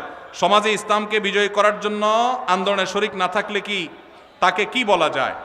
কোনো ব্যক্তি যদি আল্লাহর দিন, আল্লাহর বিধান, আল্লাহর আইন অনুযায়ী গোটা দেশ, সমাজ, রাষ্ট্র আমি নিজেও পরিচালিত হতে চাই, এই আকাঙ্ক্ষা লালন না করে, তাহলে সে নিজেকে মুসলমান দাবি করার কোনো নৈতিক অধিকার নাই। ইসলাম এত গোলালু না যে নামাজ কালাম পড়লেন আর শরিয়া দ্বারায় শাসিত হওয়াটাকে পছন্দ করলেন না। এই অপছন্দ করাটা আপনাকে বেঈমান পর্যন্ত বানাতে পারে। ভাইরা আমার, আল্লাহর বিধান অনুযায়ী আমি চলতে পারছি না, এটা আমার একটা ত্রুটি। আমি হয়তো মনে করছি যে আমি পারতেছি না, চেষ্টা করব, কখনো পারবো, ঈমান থাকবে। আর যদি কেউ মনে করে না ওইটা এখন চলেই না, ওইটা দিয়ে এখন চলবে না, তাহলে সেক্ষেত্রে সে বেঈমান হয়ে যাবে। এজন্য আল্লাহ বলেছেন ওমাল্লাম ইয়াহকুম বিমা আনজালাল্লাহ ফাউলাইকা হুমুল ফাসিকুন। আবার আরেক জায়গায় বলেছেন ফাউলাইকা হুমুল। এইটা যদি অবিশ্বাসের জায়গা থেকে হয় যে না আল্লাহর শরীয়ত এখন আর চলে না, ইসলামের দিন অনুযায়ী, আইন অনুযায়ী কি চলে এখন, তাহলে সে বেঈমানই হয়ে যাবে। আর যদি কেউ মনে করে না চলা উচিত কিন্তু আমরা পারতেছি না, আমাদের দুর্বলতা, তাহলে সে বেঈমান হবে না। আল্লাহ আমাদেরকে বুঝার তৌফিক দান করুন। বহু মানুষ আছেন মনে করেন শুধু নামাজ রোজা পড়লাম আর আমি আল্লাহর বিধান, আল্লাহর আইন এগুলোর কোনো আকাঙ্ক্ষা অন্তত রাখলাম না, সে মুসলমান নিজেকে দাবি করার কোনো নৈতিক অধিকার নাই।